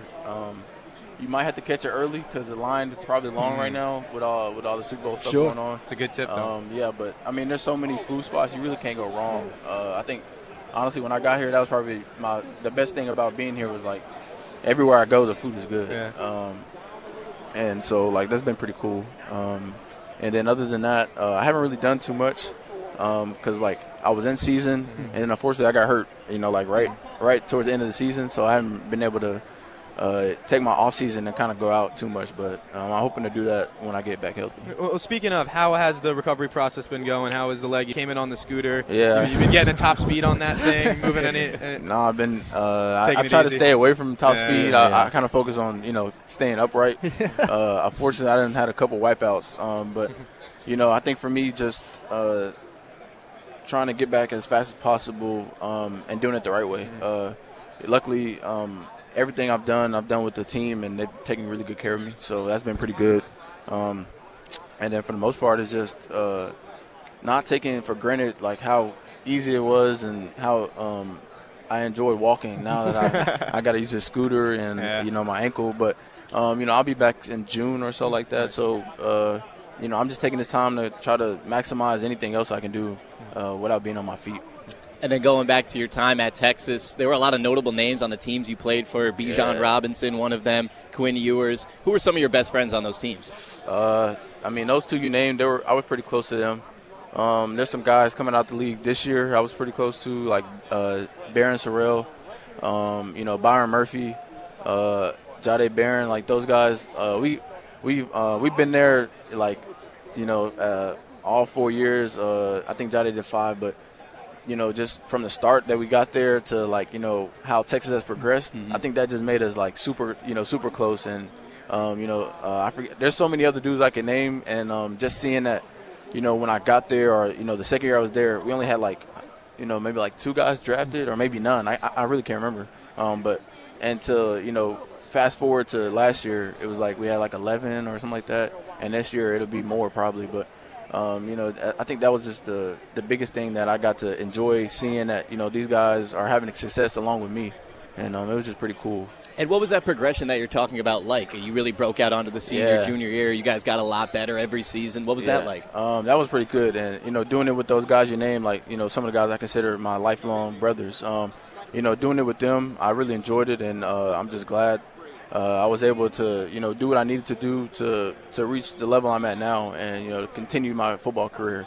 I'm looking to kind of do the same thing here, try to, have a breakout year and build on that. But, definitely it was pretty cool. And I was glad that I was able to be somebody, the dudes there or the dudes that, I was with, they could look up to and kind of, learn from. Well, one of your teammates at Texas, Xavier Worthy's got a pretty big day coming up on Sunday. Can you give us a first-hand scouting report of obviously you spent some time with him? What makes him effective? No secret on his speed, but I think the biggest thing that he's been able to do since he's with the Chiefs is just kind of find ways. He doesn't have to run routes to get the ball, So I think for him, just finding ways to get the ball and making the most of it. Everybody knows he's fast, but I think one thing people take for granted is he's little, but he plays bigger than he is, and I think that's one of his biggest traits, just given how people might overlook his size and or underlook it. Sorry, but I think he'll have a big game. I think Andy Reid, Patrick Mahomes, they do a good job understanding how he can attack schemes, and I'm really interested to see what he'll do. New Orleans Saints linebacker Jaylen Ford. Jaylen, appreciate the time, man. Good luck with the recovery. Yeah, you too. Thanks for hopping on. Yeah. Thank you. All right. Catching up with Saints linebacker Jaylen Ford. We'll be right back with more day one of Radio Row here from Louisiana. Take a quick break. My opponent and win my one-on-one. And then, what is the Phillies sports anthem? Is it Just Wanna Rock by Lil Uzi, or is it Dreams and Nightmares by Meek Mill? I say Dreams and Nightmares. Appreciate your support. Devontae, how has the preparation in terms of the Chiefs secondary been different this time around as opposed to the first time you guys matched up with them? They do a lot of different things. They'll have some guys that wasn't there last time, so have to do a little film study on the guys that wasn't there. Just be ready for all the exotic looks we're going to get. And do you have a specific Super Bowl moment, maybe when you were growing up, that sticks out to you as your favorite? Tracy Porter, pick 6.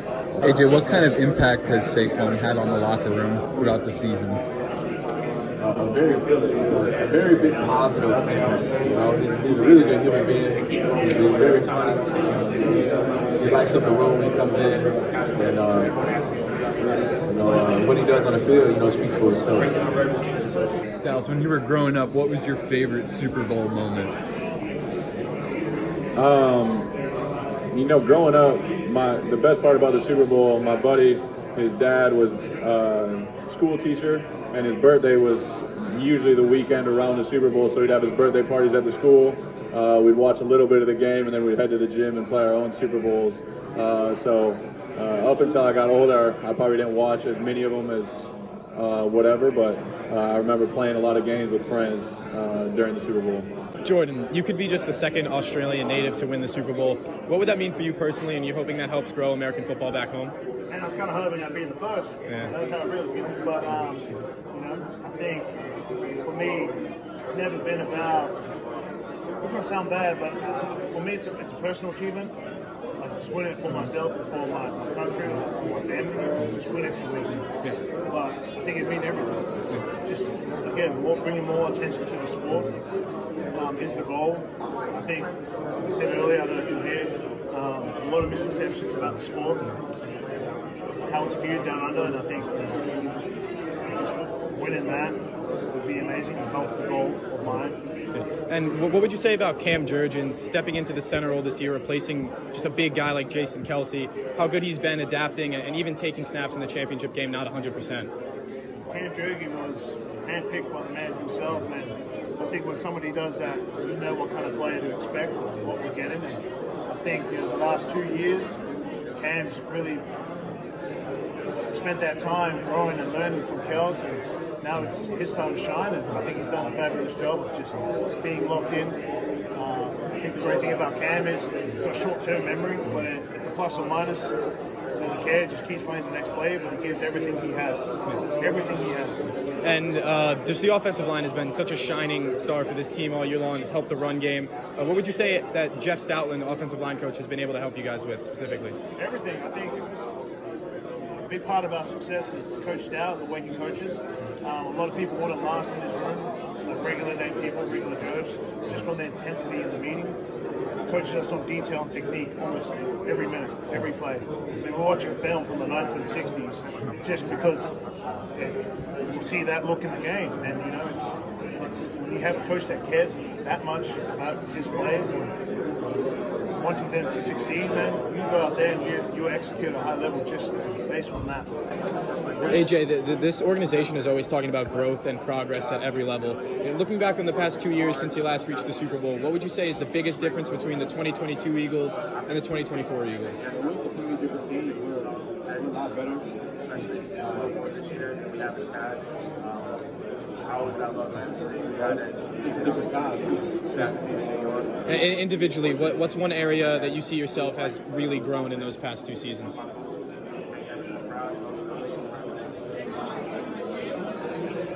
think think my game just continues to improve. Great from year to year. I would definitely say that happens on Sunday. Lane, Cam Jurgens took over that starting spot. You guys moved on from a legend in Jason Kelce, able to stay elite in the offensive front. What does that say about Jurgens? Yeah, well, I think in the draft process, Kels, saw a lot in Cam to where he could do similar things like a second level in the screen game, obviously very strong. So Cam played guard for us last year, which was an undersized guy, but with his strength and his abilities, he was able to do that. But, yeah, I feel like with Cam, he does a good job of ignoring a lot of the, I guess, trying to be Kelsey's replacement. He's more of, being himself, and that's really it. But Kelsey did have his hand, I think. Saw a lot of similarities in Cam that he had in his game. You mentioned he moved from guard. Mekhi Becton's also moved from tackle. How important is it for you guys to be flexible up front?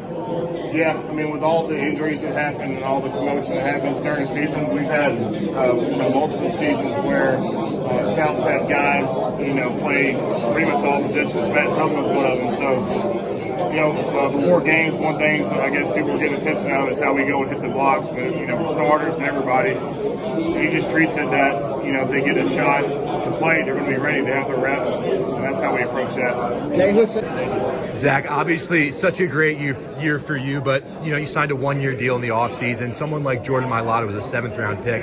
What is it about this Eagles team that allows them to find kind of the diamonds in the rough that make you guys so special?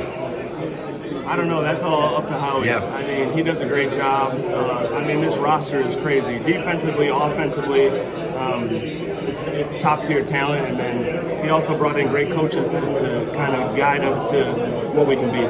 And then how does it feel for your career, coming out of college, spending those years with the Saints, to finally be here at this moment with this team? Yeah, it's really cool. It's special. But I don't think I'd be where I am at right now if it wasn't for the 4 years I spent in New Orleans and coming to such a great team with great coaches. Thanks. Saquon, the 2025 Pro Football Hall of Fame class gets announced tonight. Your former teammate Eli Manning could be in that class. Would you like to see him be a first ballot Hall of Famer? Yeah, I would love to see Eli be a first ballot Hall of Fame. He's top 10 in almost every statistic, and he's a 2-time Super Bowl MVP. So I don't think it's really a question in my opinion. Nick, Hall of Fame class gets announced tonight. There's a chance Eli Manning could be in that class. Oh, really? I know you guys overlapped for a year. Would you like to see Eli Manning be a first ballot Hall of Famer? Eli is awesome, dude. Really good leader, and the thing he did for New York was cool for him. So it was a great experience to be able to work with him and play on the same team with him. I know it's a brief overlap, but what do you remember about that leadership specifically? What did he do for that locker room? Just the way he prepared and got everybody ready and going and on the same page. And, he was going to be ready for no matter what the defense threw at him. So just being prepared and, being, holding guys accountable and stuff, I think he really did a good job with that.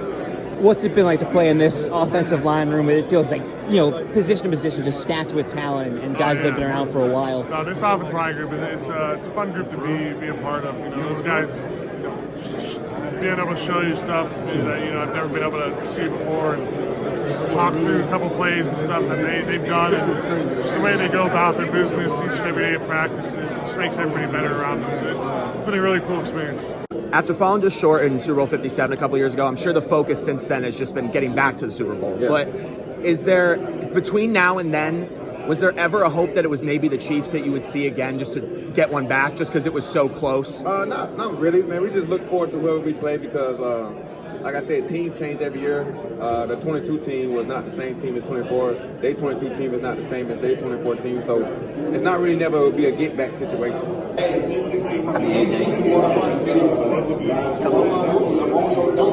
man, you done said it yourself that I'm the best basketball player on this team. No, that don't matter. If you had to pick one teammate to be your teammate in a 2-on-2 basketball game, who would you pick? I'm picking Slade for sure. Coach, you mentioned yesterday you've had the opportunity to work with so many great quarterbacks throughout your coaching career. What makes Jalen stand out in that group of great quarterbacks? Yeah, just all that he can do, and he's a great passer, reads the defense great, and then he has this ability that when something breaks down to make big plays happen that way as well. And he just knows how to win. His work ethic, all the different things. There's so many different things there. He's won so many different places that he's been, and won big. But I'd say that again, the ability to be a great passer and great reading of the defense, and then also his ability to create and extend. Yesterday, I was talking to Darius Slay. Nick Sirianni mentioned he's the funniest guy on this team, so I had to go to the DBs. I got to find out, is Slay the funniest guy in that locker room, or is he lying? Slay is one of the funniest guys on the team. Q's probably another guy. CJ Gardner-Johnson. We got a lot of different guys in our DB room. Nick Sirianni just mentioned in the press conference, he said a lot of people think some of our guys haven't played in big games. Go ahead and ask Cooper DeJean about Iowa State, so I figured I'd go ahead and ask him about it. Yeah, Iowa State's always a big game in the state just because it's a rivalry. At Iowa, we played a lot of rivalry. We played for 4 trophy games, against teams in the Big Ten, and then played in a couple of Big Ten championships. So played in a couple of big games in my career. You've got a lot of great defensive backs in that room to learn from, Quinyon being one of them, CJ. Who are some of those guys that have really taken you under their wing and been a mentor? Yeah, I think Slay's been a big one. Just what he's taught us, on the field about different techniques and what he's learned over the course of his career. Reed has helped me a lot. Just learning the defense. Monte, really all the older guys in our DB room. Have really just taken us in and taught us really everything they know to allow us to play as confident as possible out there we do. Thank you. Thanks a lot. Yesterday, Slay said that guarding you at practice has made him so much better that he thinks you're the best receiver in the league. What's it like going up against Slay at practice? It was tough. I was excited when I first got here to go against him because I never played against him. And, I was solely focused on winning against Slay. Falling just short in Super Bowl 57 a couple years ago, I'm sure your main focus was just trying to get back to another Super Bowl period, but between then and now, was there ever a hope that it would be the Chiefs that you would see again, just to try to kind of get one back? No, you work really hard for those opportunities, and regardless of who the opponent is, you want to take advantage of that moment. Nick Sirianni mentioned you are one of the funniest guys on this team. You think you're the funniest guy in that locker room? I'm one of them for sure. You know what I'm saying? I think I do a lot of great things that's pretty funny. And, I appreciate Coach giving me that because I think I keep it going around here. Welcome back to One on One here at Radio Row for Super Bowl 59. Yet again, another guest with us, and it's Zack Rosenblatt, senior writer at The Athletic, covers the Jets and the NFL, and is a co-host of the Flight Plan podcast. Zach, how's everything going? How's your Radio Row been so far? Good, yeah. I mean, New Orleans is it's an elite host city for the Super Bowl. It's been a lot of fun. It's cool seeing everybody at this event. Yeah, it's been a lot of fun so far for sure. So one thing that in our email exchange that we had, we need to plug The Athletic will debut its new Daily Game Connections Sports Edition on February 9th. I'm guessing it's just like the regular connections that you play on the New York Times. Do you know anything about these sports connections, though? What's going on with that game? I don't know a lot of details about it, but I know that they've been working on that for a while, and they're very excited. But yeah, I do think it's just like the regular connections game, just with the sports lean. And yeah, it's really cool that they're trying to get into like the game space like that, though. I'm really excited to see how that plays out. Absolutely. It's part of my morning routine every single day, and the sports one will only make it better. So let's talk some sports right now. Let's talk about those New York Jets. A lot of turnover this year. It was a year of turmoil, should say, but now they've completely, found the direction that they would like to go in right now. They bring in Darren Mogi as their general manager, and they hire Aaron Glenn as their head coach. Overall, general reaction and thoughts. What do you think about those two moves? Yeah, I mean, the Aaron Glenn one in particular, he hits all the things that they need in their head coach. He's the cliche leader of men. I always point to the way the Lions played last season, as he's dealing with all these injuries. I think they had the most injured defense in the NFL, the most guys. They had a bunch of starters on injured reserve. Up until the end of the season, that last game they struggled, but they were still competing. They were still a top 10 defense despite all those injuries. And I look at the Jets over the years, especially in the last few years, as they've dealt with adversity, they've kind of folded and they've kind of fallen apart a little bit. So bringing some stability in that sense, bringing a coach that is going to preach accountability. He's a coach that obviously has a Jets background and really cares about this organization, which there's something to be said about that. We'll see how it works out with like the X's and O's and the first-time OC and all that stuff, but I think he's made of all the right stuff and he's what they needed. The GM, he's a first-time GM. I think there's a lot more unknown when you hire GMs from other front offices, because you only really know what they do based on like what that GM talks about them. But we don't know behind the scenes like what players was he involved in getting, all that kind of stuff. So it's really trial and error. But I hear a lot of good things about him. He has a lot of good connections. They've started to revamp the front office, which they needed. And so I think that's a good pairing that's going to hopefully get them back on track, because I'd like to cover a winning team. And I'm wondering, do you have a favorite hire or a move that the Jets made, or one that really stands out to you? I think Steve Wilkes is one that made a lot of sense, and I think they needed somebody like that with a head coaching experience. But I'm intrigued. I don't know if it's best hire, but I'm intrigued by Tanner Engstrand, their offensive coordinator. First time OC, which, again, always a risk when you hire somebody who's never done it. But everything I hear, he's really innovative, he's smart. He really just kind of got attached to Ben Johnson at the hip, so he learned a lot from him. Learned from Dan Campbell. He came from the Jim Harbaugh coaching tree a little bit. And I think that he's really smart. I think he's going to improve the running game. Everything I hear, he's really, really talented when it comes to plotting out a running game, and they're going to be I think they should improve in the running game, which would be good for Breece Hall. But yeah, so I'd say he's the one that I'm most intrigued by on this new staff for sure. And then getting back to the Super Bowl vibe around here, this isn't your first rodeo at Radio Row. So how does this one and the New Orleans atmosphere differ from the past ones? Yeah, the last one I was at was in Miami in 2020. Radio Row, the vibe was always kind of similar, but the setup in Miami was just way worse because everything is spread out more. Like the media hotel was far away. The convention center in Miami was not close to the stadium, so everything is so far, and everything's expensive, and it's Miami. I mean, the weather's great. New Orleans, everything is right here. The food is just amazing. The people here are so nice, and so I think New Orleans, and I actually talked about this with Thomas Morstead, the Jets punter who lives down here. They should have it in New Orleans way more often than they do, and it might not be back here for a little while now because they have all these new stadiums and all that stuff. But I think it's the perfect host city. Yeah, all these multi-billion-dollar stadiums that they're throwing up there. It's all next-gen, very cool. New Orleans actually has hosted it the most, 11 times in the Super Bowl's history. Really, really cool stuff. They've definitely treated us well. Lots of fun stuff to do. But, Zach, I got one more Jets question before we move on to some more general NFL stuff with you. What's the situation with Garrett Wilson looking like? It seems as though he kind of wants out, and then some other days it's they're going to keep him. But what's the situation really looking like, and how much does Aaron Rodgers' decision on if he's going to play again impact where Garrett Wilson goes? Yeah, Garrett, I think a lot is made of. He's very vocal in his frustration. He wears his heart on his sleeve, and he's very honest in his assessments of the things that are wrong. And by all accounts, he was definitely he's been annoyed about the way things have gone these 3 years, especially the first two, shuffling through quarterbacks. He's already had three different play callers, 3 different wide receiver coaches. I think he's caught passes from 9 quarterbacks or something like that in 3 years, and he's still been productive. But he's a competitor. He wants to win, and I think he wants to see that they're going in the right direction. I don't know if they have. I would hope that Aaron Glenn and Darren Muji have made it a priority to talk to him, let him know that they want to make him happy. I think at the end of the day, money talks, and if they give him the contract to make him one of the wealthiest receivers in the NFL, I think he'll be a Jet. But, yeah, there's a part that, if they don't give him that money and, if he doesn't want to play with Aaron Rodgers or he doesn't like the quarterback situation, is he going to want to ask out? I can't rule it out completely, but I lean towards him being back with the Jets at the very least in 2025. And you're one of the hosts of the Flight Plan podcast. It's a great listen, but there are plenty of Jets podcasts out there. So what separates yours and makes it really stand out?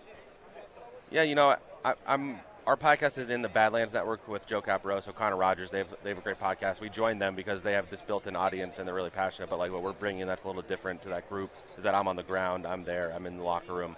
I try to bring the insight that I know from all my sources and stuff like that. Some stuff that I don't write about, just that I'm hearing, and I try to relay to our listeners. So I think they get a lot of the inside scoops. We try to keep it light. We try to be really informative, and so I think it's been cool building that community that we have at our podcast. The previous version was called Can't Wait. I inherited that from Connor Hughes, who covered the Jets before me for The Athletic. And, podcasting is a lot of fun. I'm enjoying it quite a bit. Now, you do cover the NFL as a whole, not just the Jets, but that team across the hallway from them in the New York Giants, a lot of question marks there as well. I want to pick your brain a little bit as to what you think their direction is going to be at the draft. Obviously, they have a need at quarterback, but with the Titans and the Browns ahead of them, could potentially take quarterbacks, could snatch up Sanders or Ward. Where do you see the Giants going, and what do you think is the most ideal scenario for them to win the 2025 draft? Yeah, They're in a very interesting spot. I didn't really understand just running it back with Daboll and Joe Shane, but they're going to give them a shot at fixing it, and they need a quarterback above all else. All the noise has been about Shedeur Sanders. There's always a chance that somebody tries to trade up in front of them and get a quarterback, so will they try and trade up one spot to get the quarterback they want? Like, you can't rule it out, and then you're giving up a lot of draft picks for a guy who I don't think is like a lock to be a franchise quarterback. But yeah, in terms of winning the draft, like they in reality just need to take the best players. But if they believe Shedeur Sanders can be a franchise quarterback, then yes, then you go and get him. And then if you're right, then everybody's set up. Daboll and Shane will be there for a long time. And if you're wrong, then they're going to be fired in a year or two. So it's there's a lot of pressure on this draft, maybe as much as ever with the Giants. And here at WFUV Sports, being a college radio station, a lot of us want to become sports writers in the NFL, personalities like yourself. So what are some of your favorite aspects of being a senior writer for the NFL? A lot of it's like just the people I get to meet, the kind of places I get to go. Like I wrote a story about Mike Vrabel towards the end of the season where I got to spend a lot of time with him over the course of his time with the Browns.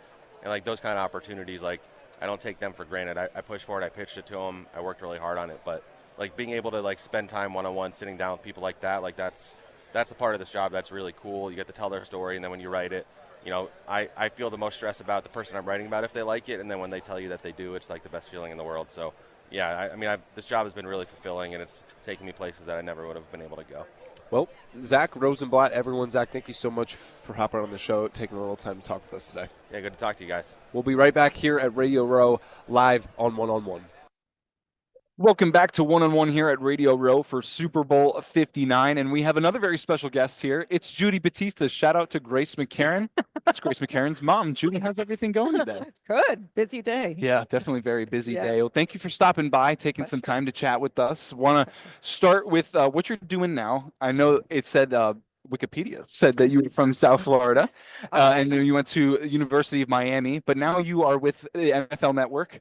And how long have you been there for? So I started there in 2013, so whatever that is, a dozen years now. And I'm one of the co-hosts of The Insiders, which is a daily news show. And it's great, and we get to do this every year, so it's pretty awesome. Yeah, that's so excellent. So, was it always sports for you? Did you always want to stick in sports, or how did everything start about? I thought I'd be a White House correspondent or a foreign correspondent, and I loved news. I'm still a news junkie, and but I always loved sports too. And literally, when you're the junior reporter at the Miami Herald, you're working weekends and you're right next to the sports department. And they were like, we always would talk sports. So they're like, you ever want to cover anything? Why don't you go cover something? So that's how it started. It's kind of like just you doing whatever's open. Yes. And other doors will open for you. Exactly. So I just stuck with sports, and ever since. Yeah. And as an NFL reporter, I'm sure this isn't your first radio row, right? No, although this is a pretty big one. This is the largest Radio Row is it the largest one ever? It's definitely one of the largest rooms I think I've ever been in. Airplane hangar. Yeah. It's just wall-to-wall people. Radio Row has just gotten so much bigger in the last, I don't even know, 5 years, 10 years. So no, this is a regular part of the routine, that's for sure. So comparing it to the older radio rows, how's the Louisiana atmosphere, the convention center? How is it different? This is a really good setup. I think New Orleans is a great setup because you can walk everywhere. Yes. Like when you're in a city where you have to get in a car, like next year is San Francisco, and I love San Francisco, the city, but like the teams stay in San Jose, so you're constantly on the road. Yeah. Like, this is great because you're just walking around. Obviously, the restaurants are everywhere. So New Orleans is one of the best Super Bowl setups. I agree. Yeah, definitely. With San Francisco too, don't they play in Santa Clara That's too? right. And then, so the teams stay all there over the place. so that they can practice there. Yeah, I think one of definitely. they practice at Santa Clara, and then the other team practices at Stanford, so Palo Alto. So it's a hike to get to them every day. I imagine so. Yeah. So how many radio rows or just Super Bowls in general have you covered? I think this is my 27th Super Bowl. Oh my goodness. It's That's awesome. a lot. It's a lot. So what's been your favorite to go to, or any particular favorite moments that you've had maybe at Radio Row? What's really stuck out to you in your career specifically with Super Bowls? I've been lucky enough to cover a lot of really great games. I covered both of the Giants, the most recent Super Bowl. So I was covering the David Tyree catch, just all of those amazing. That's awesome. moments, like lots of great, the Steelers, the Antonio Holmes. Yeah, like, yeah, back in the end zone. all of the Patriots ones. So, and now all of the Chiefs ones. So, I mean, I've been really, really lucky to see like great teams and great players. Like I always think like we're so lucky to be able to see like these extraordinary players at the height of their careers. Yeah, absolutely. But I want to talk a little bit more about your earlier days as well. Maybe even in college, like where we are right now.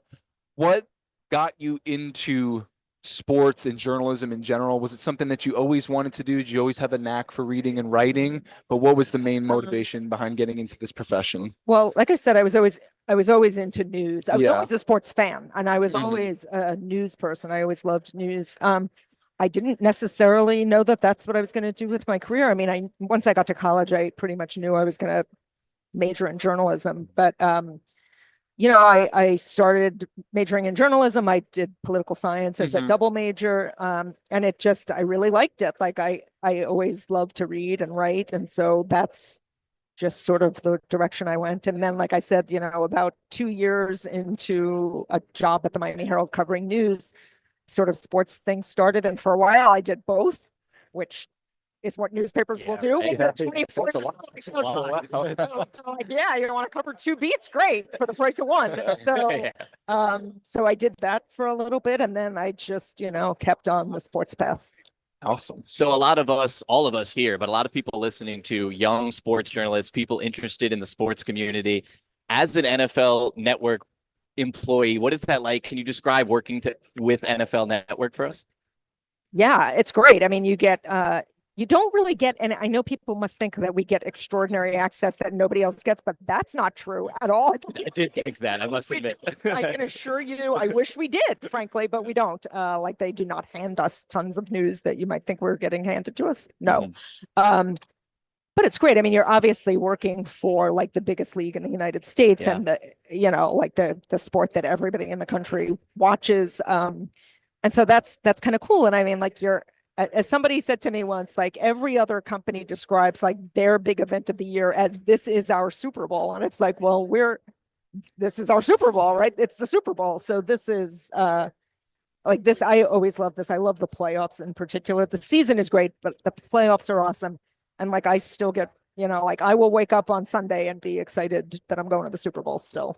Oh, absolutely. Well, Judy, thank you so much for hopping on with us. We don't want to take up much more of your time. I know you got to run around and do a lot of work, but before you go, can you sign our football here for all our guests? We ran into some football trouble. Absolutely. Yes. You're a guest. We ran into some football trouble. So actually someone took our football from yesterday, so we had to get a new one. This is awesome. So you're one of the first guests to sign. You're the second guest now, actually, to sign our football. Thank you so much. Thanks for having me, guys. Yeah, thank you. Yeah, enjoy your Super Bowl. Thank you so much. Great. Cool. That looks great. Thank you so much. Shout out to Grace as well, doing a great job over there behind the board. Yeah. Say hi to Mom through the chat. We'll let you know. But we'll be right back here on One-on-One. Thank you once again, Judy, for hopping on. My pleasure. And we welcome you into day 3 of our Fordham radio coverage of Radio Row here in New Orleans, Louisiana. Super Bowl 59 coming up in just a few days. We're going to kick this show off right away with an interview. It's Aaron Schatz, the Chief Analytics Officer of FTN Fantasy, and the man they call the founding father of football analytics. I'm amped up. I'm baseball, hockey fan. I love analytics, but I've never been able, I think James and Nick are in the same way, never been really able to sink our teeth into football analytics, so I'm really amped up to talk some. Oh, thanks, man. I mean, there's so much. I started off as a baseball guy when I was a kid. I grew up reading Bill James, and then I became a big football fan. And nobody was really doing this stuff 20 years ago. So I started doing it when no one really was, just analyzing things on a play-by-play level. And by 2004, this was actually my full-time career, and I've been doing it for over 20 years. So can you talk about what was the starting point in terms of making your analytical models? Did you take inspiration from, I think baseball analytics has been around the longest, but it's obviously present in most sports at this point. There was a book called The Hidden Game of Football that came out, the original version, I believe, in 1986, and the second version in like 96. And I took some ideas from that, and also I was a Patriots fan in 2002, and they missed the playoffs after winning the Super Bowl the year before. Nobody knew what was coming, and there were local writers who were saying, they missed the playoffs because they couldn't establish the run. And that didn't make sense to me. So I'm like, I'm going to go count runs and find out whether it really matters whether you establish the run or not. And, of course, we know now it doesn't, that you get most of your runs by running out the clock late in games, not by running the ball early in games and being unsuccessful at it. And so that was the start of what I do now. Something I wanted to ask you, Aaron, is baseball analytics, I feel like, is something that's much more at the forefront in terms of public knowledge, in terms of I feel like fans are more engaged with something like baseball analytics compared to something like football. Do you see that football analytics is a little bit maybe not quite as in the public eye as something like baseball? Oh, sure, it's behind a bit, but the fact is that it's come to the forefront over the last few years. Number one, when the Eagles won the Super Bowl after the 2017 season, they were a very analytically inclined team, especially when it came to going forward on fourth downs. The whole league changed its mindset on fourth downs after that, which is, and started doing much more analytics about in-game decision-making. And then the other is the next-gen stats. The chips in the pads, the tracking of all 22 players has opened up this fire hose of data that shoots at all 32 teams that their analytics departments can really sink their teeth into. I think that was a mixed metaphor, but we're okay. To that end, specifically, what are points and metrics of data, certain things that are now really valuable? I think reading through some of your blogs, the DVOA comes up a lot. Can you explain what that is in layman's terms? That's my main metric that I created 21 years ago. What it stands for is defense adjusted value over average. What we do is we give every play a success rating based on the down and distance. 10-yard play, 2nd and 1, that's a great play. 10-yard play, 3rd and 15, that's usually a failure. So we do that, then we compare it to a league average baseline that is adjusted for situation and opponent. That way we can compare years to other years. I actually have all the play-by-play in the NFL going all the way back now to 1978. Oh, my goodness. Yeah. I don't know how closely you follow hockey, but last year it was a local fan-made analytics site called Cap Friendly that got bought by the Washington Capitals. That's the model that they use now. Obviously, analytics is seeping more into football, but do you think you could see some of these fan-made or local-made analytical metrics get inherited by NFL teams? Is it already happening? Absolutely. There's a thing called the Big Data Bowl, which is a competition that the NFL has where they release 9 or 10 weeks of the tracking data from a couple of years ago and basically let anybody create new metrics with it as a contest. People involved in that contest has been hired by numerous NFL teams. It is absolutely a way in. If you're a college kid and you want to do analytics, get involved in the Big Data Bowl. Absolutely, people have gone straight from college to working for NFL teams through that. I've talked to a couple of NFL teams in the past about working for them, but I'm very wedded to where I live. I live in Massachusetts. I'm near my kid, so I haven't really wanted to move anywhere else. And Aaron, with the NFL awards last night, you released your award ballot and a whole article sort of justifying all of your different decisions. I think before we get into the nitty-gritty of your picks, why do you feel that it's important to release something like that rationalizes the choices you made as a voter? Yeah, this is the first year that they actually released all of our votes for all 50 people, which I think is great. I think everybody should know how they voted. I think everybody wants to know when there's a weird vote, why did you vote that way? What was your thought process? Obviously, I'm somewhat famous now for the fact that last year I was the only person who didn't vote for Lamar Jackson for MVP. I voted for Josh Allen. It's ironic. This year I voted for Lamar Jackson, and Josh Allen won the thing. So as far as I'm concerned, they both have the right number of MVPs, just in the wrong years. But I want people to know how they vote. I voted because I go through a whole thing of trying to figure out what my votes are going to be and looking at different numbers and watching film and trying to combine it all. So I want people to sort of follow my thought process. So now let's hone in on that. Why Lamar this year and not Josh Allen? Now, I know there are some advanced stats that had them basically neck and neck. By my stats, Jackson had a much better year than Allen did. Jackson had one of the top 10 most valuable quarterback seasons going back to 1978. He was absolutely fantastic. Now, I think you can make a little bit of an argument that perhaps he had slightly better teammates, but it's not that much of a difference. They both have very good running backs. They both are heavily dependent on tight ends. They have similar pass-blocking offensive lines. So I just felt like Lamar Jackson was a more valuable player this year. Were you surprised at all that the vote ended up going towards Josh based on just sort of based on the All-Pro voting, All-Pro right? vote, Based right. on the fact that Jackson won first-team All-Pro, I was very surprised that some people switched their votes and voted for Allen for MVP. As far as I'm concerned, if you're the best quarterback in the league, you are the first-team All-Pro, and you are the MVP. I'm going to vote for the same guy there every time. I know you said in one of your pieces you consider MVP a quarterback award and you vote for Saquon Barkley in the MVP. Are there any instances in NFL history where you would have considered giving an MVP vote? Obviously, AP won in 2012.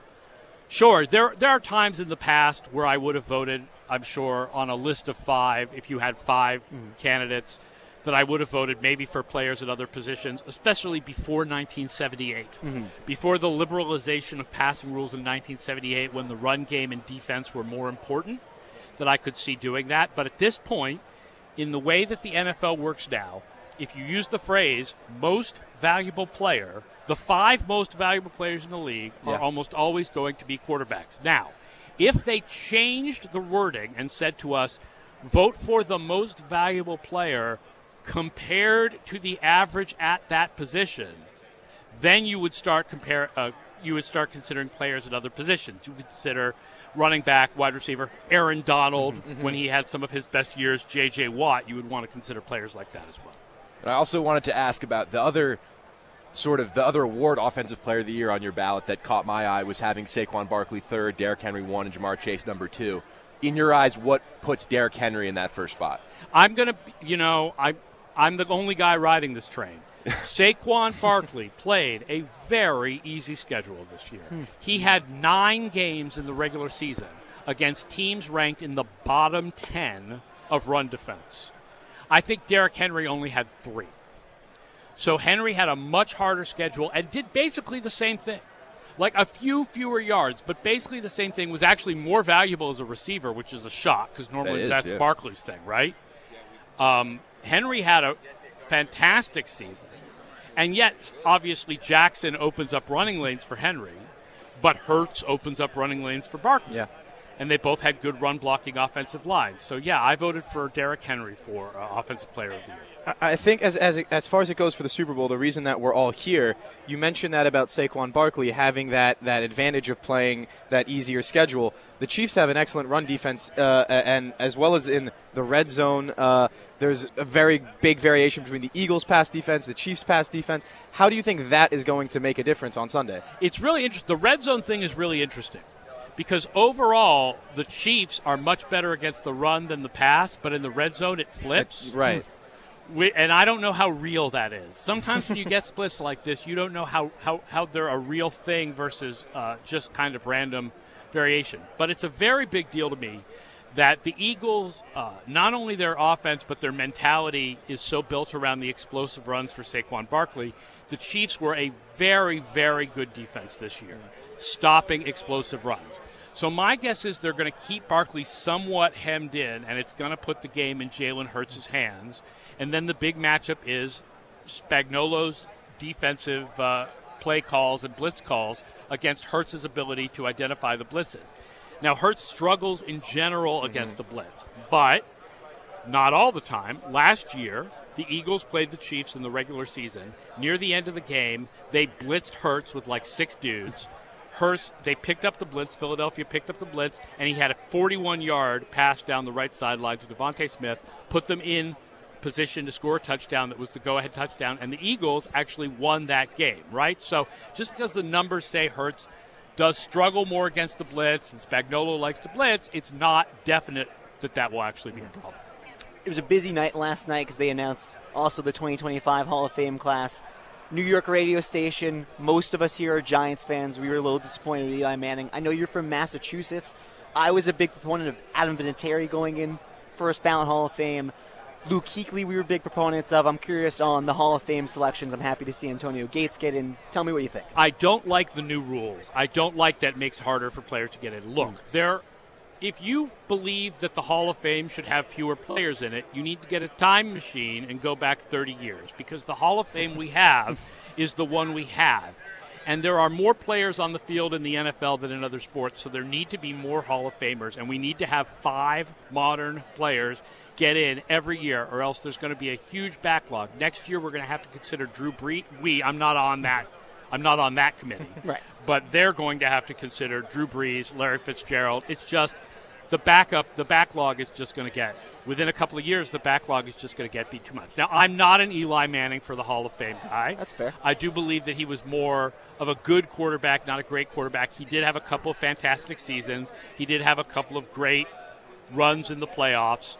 I would not be destroyed if he got in. Like, I wouldn't, feel like it was a great miscarriage of justice, but he's not somebody that I would support.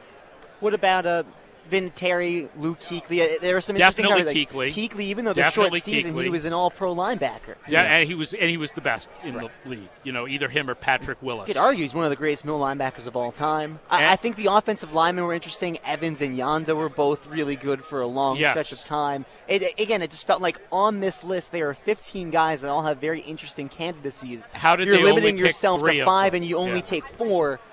3, in fact, because Sharp was a seniors committee addition. I'm a Vinatieri guy. I do not think that Vinatieri opens the door to put in a ton of kickers. There are 2 kickers who deserve to be in. Vinatieri, and when the time comes, Justin Tucker. We're not putting in 20 kickers. They need to put in 2 kickers. Well, Aaron Schatz, FTN Fantasy, the founder of Football Athletics, or Football Analytics, I should say. This was a blast. Thanks for taking some time, man. Thanks for having me. The site is ftnfantasy.com. My stuff is at ftnfantasy.com/DVOA. That's where you'll get to read all my stuff. And Brian Knowles, who also writes there, you want to read all of his stuff as well. It's Aaron Schatz. Appreciate you. We'll be back in a bit. One of the things we do so well is handle the distractions and also handle adversity, right? So those are probably my top 2 things about this year. We've had a lot of injuries this year. It's been so much different. We've had a lot of new faces added to the team in the middle of the season. Hollywood Brown gets hurt early on, comes back, close to the playoffs. D-Hop gets added in the middle of the season. Green Hunt comes back. Juju Smith-Schuster comes back. So it's like we've had to add a lot of pieces. It's been a consistent rotation. But no matter who was on the field, they were able to go out there and execute. And also, what comes with a lot of success is a lot of attention. And, it's a skill set to be able to handle success and attention. Like, that's not something that should be glossed over. And I think one of the best things that Coach Reed and the staff does is prepare us to handle distractions and attention and still have success. How's it going, Jalen? 3rd NFL season, 3rd Super Bowl appearance already. You're starting to get used to all these media things. Is it starting to become a routine for you? I guess so. I would say throughout the week, this will probably be my least favorite. Yeah. It's what you got to do. When you come out here, you got to do a side stuff. It's a long week. Everyone just wants to get Sunday and play the game. But, I enjoy it. I'd rather do this than be sitting at home. And the Chiefs' 2022 draft class could be the first draft class. You could be part of that first group of players to win 3 straight Super Bowls in your first 3 seasons. What would it mean for you to be part of that history? That would mean so much. Just coming in, we knew how special, especially from the just defensive back perspective, we knew how special we could be. Just for this to happen, we didn't think it would go to this extent. It's just a blessing. We'll see what happens Sunday, but it should be special. Hey, Drew, just let me know what it's like, because you got traded here mid-season. What's it feel like to come back and just play for another Super Bowl? Man, it's a blessing, man. It's awesome to be back here with the guys, man. Being around a guy named Xavier, man, it's cool, man. One thing I like about Xavier, he's fast. He runs down the field really fast, opens up the middle of the field, so it's like to catch, the ball and get yacked. One more thing. No, that's not even a question, man. I just appreciate you letting me use the land last weekend. Just love. No problem, bro. When preparing for the Eagles for a second time in a Super Bowl, some of their personnel, obviously players and coaches, have seen you in a Super Bowl before. Do you see that as an additional threat that they bring, that they have seen you at this highest level before when preparing for you? I think every Super Bowl is different. I mean, I think more than anything, it's just they have more experience in the game, so they'll be more confident. And we played well last time, and it just came down to a couple plays here and there. And so it'll be a great challenge for us, but every Super Bowl is different. I played the 49ers in 2 Super Bowls back-to-back. I mean, kind of not back-to-back, but years apart as well. And so you just have to learn from it and know that it's going to be a great football game and a great challenge, and you just play your best football and hope that you can find a way to win the game. And seeing such a long-time veteran like DeAndre Hopkins finally getting a chance to play in a Super Bowl, how excited are you for him? Yeah, that's what it's all about, man. You want people to have this experience, especially guys that put in the work like DeAndre has or Kareem has, and they haven't been able to get to this game, and they're going to go out there and try to maximize that opportunity. And so I think more than anything, just giving those guys the chances to go out there and make plays, and they'll be excited for it. Juwan, I wanted to ask about what's it like facing C.J. Gardner-Johnson in this game. I know you guys are cousins and also played in high school together. Oh, it's really cool, man. We grew up playing the game together, man, and started out in Little League together, also high school. So having an opportunity to do something so great and play together against each other at the biggest stage is so fun. And then what did you learn in your experience going through this media week, going through everything last year for the first time compared to the taking through now? I just had to learn how it goes, the structure of the week and different things like that, but it's a lot of fun. You just got to soak it in and have fun with it. Thanks, Juwan. Thank you, man. Here with CJ Hansen. CJ, now being on the Chiefs, how is it being behind Trey Smith, having a bunch of leaders on that team that are really good veterans in the league? Yeah, I tell them this every week. They are literally the greatest to ever do it. And, being Joe, Creed, Trey, everybody on our offensive line, especially Coach Haxey, they breed greatness, breed just the culture that we have here. Everyone is held accountable. Everyone wants to be better. And it's truly special to be surrounded by greatness every day. And a former FCS player at Holy Cross, what's it like being an FCS guy here in the NFL? Most guys being from the FBS. You think it would feel different, but I think they breed such a good culture here. Everyone's such a good person that everyone treats everybody the same. I'm no different than anybody on this team. We all work just as hard and made it here for a reason. So I think it means a little bit more to me. Like, I know I had to work a little bit harder to get here, but, they treat me the same as everybody else. You're part of a Holy Cross program that feels like the last 5-10 years produced a lot of talent. A lot of guys made the jump to FBS this year and really excelled. What can you say about that program, how strong they are in developing really good football players at that high level? Yeah, I can't stress it enough. I thought I was going to get a different experience from NFL to college, but the culture-wise, it was pretty much the same. We're all so close, and I think that's what really changed. Everyone to be on the same page, super close, wanting the same goal, and a coach that knows how to get you there and keeps you together to get there.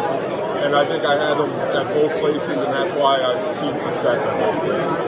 Do you think there needs to be more of a highlight on top-notch FCS guys given a chance in the NFL, given a chance in Power 5? Oh, 100%. I think nowadays, the new culture in college football, I think everybody has a shot anywhere. Whoever's willing to work the hardest, and I think it's really what it is. And I think once you get that money in the hand, it's kind of hard to work hard. Work harder to work harder. And I think anybody has a chance depending on how hard you work and how hard you want it. So. DeAndre, Andy Reid finds different ways to get the receivers the ball. How fun is it to play in this offense? It's very fun. This is definitely some of the funnest football I've played in, and one of the best offenses I've played in by far. It's an offense where it's not one person having to beat you every game. There's so many weapons that we have, and I think that's what makes this team unique. One game it could be Ginger, one game it could be Xavier, one game it could be Hollywood, one game it could be myself, one game it could be Trent. So I think that's what makes this team so unique, and none of us have an ego to where we want to, we need the ball, but it's a team effort.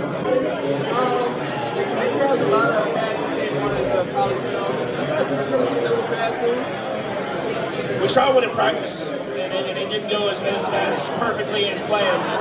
But we'll give him more opportunities, and hopefully one day we can get him the double pass and he can throw a touchdown. But until then, we're on the see it completed in practice. Bob said something about the formula. Can you let us know something about that? Xavier wanted to ask me about the formula. The formula is get number 1 the ball and number 87 the ball, and we're going to be all right.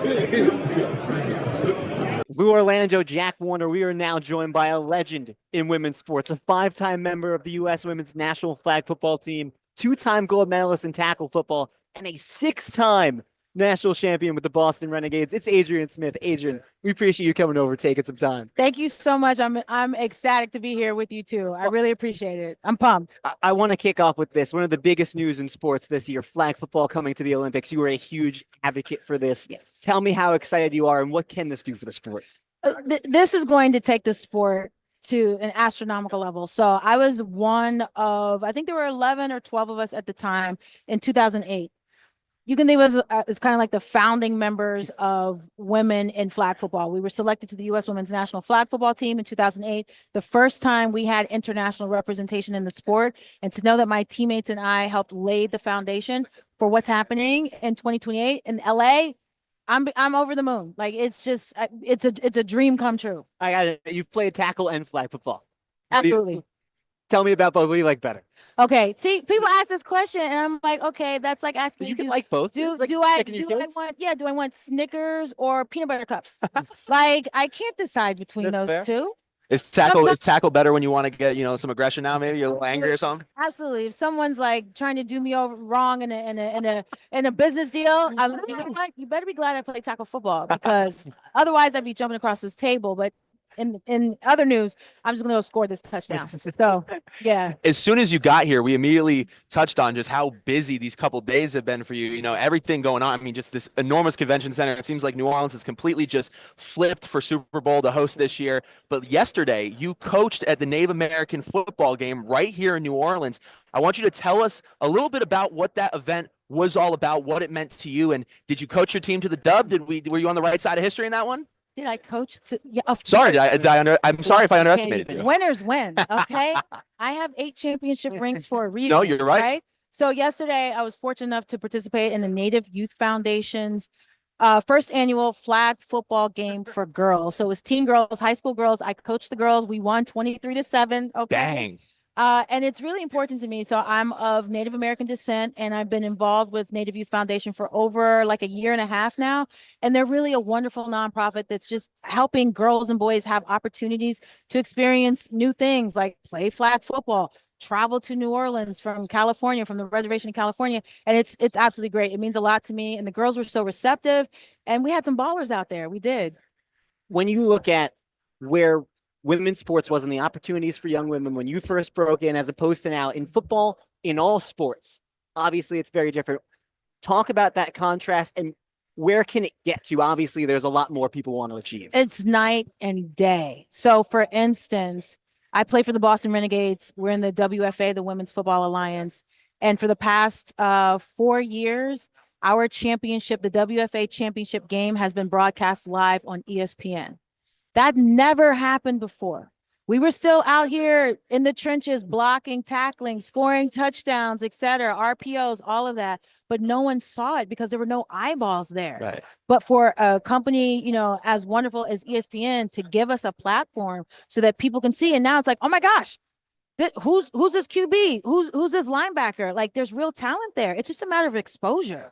What do you think was the turning point for that exposure and getting some attention on these young women?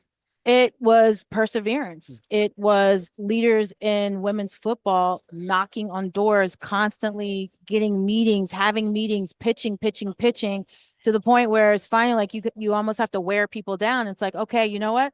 Let's give it a shot. And then lo and behold, you give it a shot. You give someone like a new flavor of ice cream and they're like, oh, this is delicious.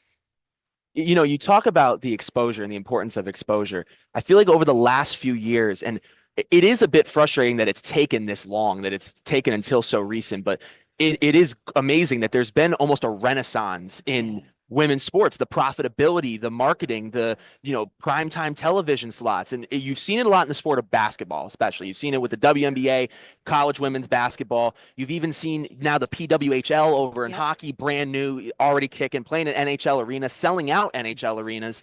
You know, the NWSL and soccer. You know, those are the ones that I think are most often talked about, especially with the success of the women's national team in soccer and such. With football, though, what do you think it's going to take for, you know, the women involved and the women that play football to perhaps get that exposure to where it's right there neck and neck with the basketballs, with the hockey, with the soccer? Jack, great question. And I'm telling you, it's already happening. We have all the ingredients now. Now, all that's left to do is to cook. So, for instance, if you're talking about the WNBA, NWSL, PWHL, they had collegiate programs. You could play the sport in college. Yeah. Also, you could become an Olympian in the sport.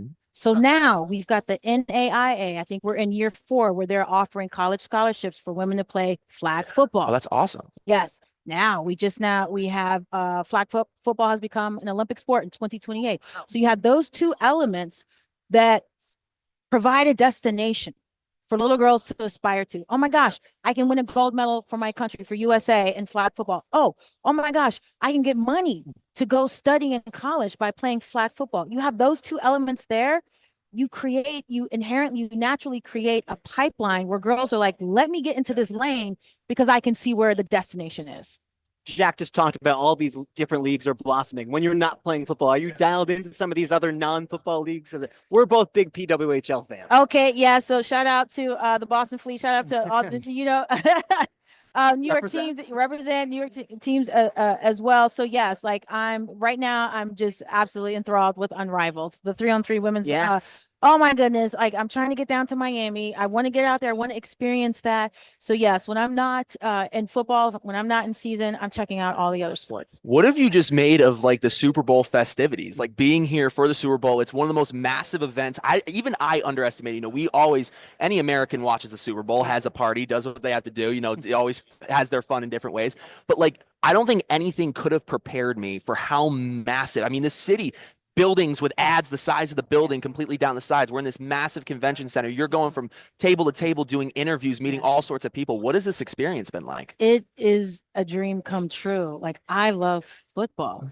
The Super Bowl, the week of the Super Bowl, this is football Mecca. Earlier today, I'm just walking by. There goes Joe Montana. It's insane. Out. I'm just like, what? Donovan McNabb was down here yesterday evening. There goes Shannon Sharp. I'm just like, I saw him. Yeah, I was very starstruck when I saw him yesterday. I'm a big Club Shay Shay fan. You know what I mean? And I'm over here trying not to fangirl, be professional, Adrian, act like you've been here before. And I have been here before, but it's like Disney World. It's Disney World for football lovers. We got to plug Blitz Champs. Blitz Champs. That's it. Yes. All 6 of us were big card people. We got to our Airbnb. We decided where people were sleeping by playing cards. So you have a football card game, brand new football card game. You got to tell us about it. We might have to buy it on the spot. I think, okay, so I love football, right? I developed Blitz Champs. It's an amazing football card game. I created it in 2015. It's super easy to learn how to play. Think of it as the football version of Uno, and that it's easy to learn, but it's hard to master. So you can have elements of my favorite games, right? Of like spades, a little poker in there as well. The goal of Blitz Champs is to be the first person to score 21 or more points. Nice. Green cards are your offensive cards. That's what you use to score points. Red cards are your defensive cards. That's what you use to remove points from your opponents. And yellow cards keep the game in motion. And again, the first to score 21 or more points wins the game. Now I see you got the team logos, and even when you walked over here, had the clear backpack. I saw right away. Saw the Detroit Lions one right there, front and center. Should I ask, are there any Giants ones? Yeah. Oh, absolutely. So I have a licensing deal with the NFL. We have all 32 teams available. Yes, you can get them from Amazon, blitzchamps.com. We're in Walmart stores nationwide, Barnes and Noble stores nationwide, wherever you want to go. What was that process like getting the licensing deal done with the NFL? Because we're just walking around, we're just feeling how it's just this massive corporation. It just feels like they're this big, feels like they could be their own country if they wanted to. They absolutely could, right? GDP would be off the charts. Yeah, it took years. Wow. I could imagine. Years knocking on doors, presenting the game, explaining how it could be useful to the NFL in terms of teaching the game of football to kids, bringing girls into football. It took a while to do that. So, but the NFL's been great. They saw the promise of Blitz Champs. I've got the licensing deal, and we've been doing well. It's been pretty good. Adrian Smith, a legend in women's sports, an 8-time champion. Is there anything else you want to plug while we got you here? I just want to thank you too for this amazing interview. Yes, I have one thing. I have a new, here's the scoop. Okay, so I am launching the Blitz Champs Math League at the end of this month, beginning of March. Okay, you know about Scripps, Spelling Bee, National Spelling Bee, Yeah. et cetera. Well, reading is fundamental. Well, I like to say math is paramount, okay? And we could do better as a country in mathematics. So the Blitz Champs Math League, if teachers, parents, principals go to blitzchamps.com, blitzchampz.com, go to the contact us page. We'll send you more information, but it'll be a way for elementary and middle schools to sign up. They'll use the Blitz Champs card game, which is a math learning tool, to increase confidence and mathematical skills in their students. That's amazing. You heard it from her. Adrian Smith. We'll be back in a moment. Thanks for the time. Thank you so much for joining us. Thank you both. See you after the break. Evan Harkin here alongside Nick Guzman, and we had the pleasure of spontaneously being joined by Dylan Lobby, a utility player listed as a running back, but he really did it all for the UNH Wildcats. If you were locked in on that 2022 Fordham season where they went 9-3, Dylan Lobby gave him that big loss in the playoffs. He had a lot of yards in that game. 4 touchdowns, was it, in that one? So us being Fordham in the FCS, obviously UNH also in the FCS, you now in the NFL. What was that like, FCS to the NFL? How would it be different than FBS in your mind? I mean, I think the biggest transition for me was going from New Hampshire to Vegas because, I mean, Vegas and New Hampshire are completely different. But as the game-wise, of course you got bigger guys, and I think it was more about being a professional because now you're playing against grown men that have families that have to survive every single week, and you're playing against the best of the best, man. In college too, you're playing against great competition, but not everyone on the field is the best. But at the same time, if you ask any FCS guy, man, we always have that chip on our shoulder because we are a small school guy. We aren't a Bama player or a Georgia player or like a Michigan player, so we always have to have that extra kind of step to us. So, and has that chip on your shoulder, has it elevated you, given you a better chance to succeed over there in Las Vegas? 100%. I think just from every practice and every day, I've kind of had to prove myself. And there's times where I've already proved myself. At the same time, like to me, I always have to have that constant thing of just, hey, always get better, always get better, because you never know in the league, man. It could be your last day. It could be you be in it for a year, 2 years. I mean, it's such a crazy league now where it's truly the best of the best. And if you aren't stepping up to the task, see ya, gone. Dylan, I'm curious, what was it about UNH that made that the right situation, the right fit for you in college? To be honest, that was my only offer. Yeah. So it was my only offer. And when I went there for the visit, I was like, yeah, this is my new home. This is definitely my new home. And before I got there, they were, I think, 14 consecutive years in the playoffs. So, like, they were a high-branded team in FCS. So it was kind of, like, cool being, okay, I'm going to be on a winning team. And then when I got there, we had 3 straight years of losing seasons. So it was like, what the heck is going on? And then that junior year, we won the conference championship. We played you guys first in the playoffs. We won that game, and then we lost to Holy Cross, which is... We've had some brutal losses to Holy Cross, too. Some brutal losses. That's my arch enemy right there. Us, too. Now, I listed you earlier as a utility player. A big reason for that was the different types of stats you had in your game against Fordham in 2022. So I'm going to read them off. Dylan Lobby rushing. 29 carries, 157 yards for an average of 5 and 3 touchdowns. Receiving, 127 receiving yards and a touchdown. And then 120 kick return yards as well. But in the NFL, you've been listed as a running back. And that's a position that is very tricky at this point right now in terms of contracts, in terms of the respect they should be getting for the amount of work, the amount of tackles, the hits, pass pro. It must be very hard to block somebody unblocked twice your size. So how do you feel the league treats running backs? It's kind of messed up because, it was actually a real cool thing. I was talking with Saquon last night, actually, and it was actually such a cool thing. And he's the best player in the league. I don't care what anyone says. And he's getting paid, if he was a receiver, he would be getting paid the 27th highest paid receiver in the league. Wow, he's the best player in the league. It just shows what the NFL thinks of the running back position, where it's a position where you can have the depth in it, where if you look at the Eagles now, without him, they are not that same team. 100%. You look at Derrick Henry, CMC, and all the greats, man. It's It's a position where you have to be a running back, a lineman, a receiver, a special teams guy. Like, you have to do every single position on the field, and that's probably the only position on the field that has to do all those different things. Dylan, as an FCS guy, you clawed your way to get into draft conversation. Yep. Take me back to last spring when we're in the 6th round and your name's finally called by Vegas. Well, it was day 3, and I didn't realize day 3's all day. It's from 12 to I think like 6 or 7 p.m. I didn't get called till like 5 p.m. So I'm waiting there for 5 hours. It's the worst day of my life. I'm screaming at my family. I'm like, everyone just shut up and just leave me alone because this sucks. But no, but it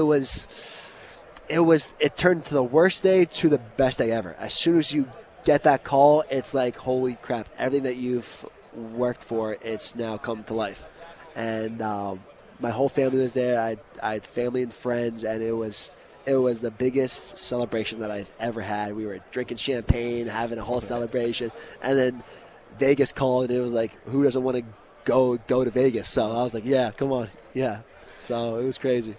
You mentioned Saquon Barkley gave you some great advice here at Radio Row. Has there been any other vets here at Radio Row that have given you advice? And if not, anyone at the Raiders organization that's been a true mentor? Yeah. Here on Radio Row, not any kind of talks about football and stuff like that. It's more just kind of just like talking about like life and stuff like that. Just kind of just enjoy every second and all that stuff. But, I mean, everyone here is just super happy, super grateful for every single thing. But Raiders-wise, Max Crosby's my guy. He is the ultimate leader on our team. He's the guy where he works 24/7. He's the guy that he works on and off the field like a madman. And the way he plays on the field is the same way he does off the field. He does boxing, he does extra conditioning, he's extra workouts. Like, he's nonstop, and he's just a leader on the team that you want to fight for. We got Spillane, Amir Abdullah, which is like vets that have been in the league for almost a decade and over a decade, and just great energy guys, and super happy, super grateful for every single thing. And it's just so cool that you're playing with these guys that you looked up to, and now you're playing with them, and it's such a surreal thing. Still very fresh news, but rumors are Chip Kelly becoming new OC in Vegas. Is a UNH guy, too. Now, man. that is certainly exciting, isn't it? So much. It's so crazy because my head coach actually called me immediately after and was like, hey, that's huge for you. So Chip is a guy that everyone loves at UNH. He's a great coach. He was with the Eagles, UCLA, Ohio State. So, I mean, he's got a sick resume. It's going to be a really fun year. Well, it was great to talk ball with you, Dylan Lobby. Great to have you over here. Appreciate One of it, Fordham's biggest arch nemesis, but a very good player there guys, at UNH, now at the Raiders. And stay tuned because we'll be back with more of one-on-ones coverage of Radio Row. Thank you. Live from Radio Row, Lou Orlando, Will Tallant, your current sports manager, assistant sports manager. We're joined by former sports manager Nick Costos, FUV alum 2005. Nick, thanks for finding us. Thanks for joining us. Absolutely. In the commercials, the Ramily, right? The Ramily. So this is true, and everyone says this, right? My time at WFUV absolutely launched my career to where it is now. Would not be here without it, without like the legendary Bob Aarons, like the students obviously that I worked with, hosting one-on-one. We won a New York State Broadcasters Award my senior year.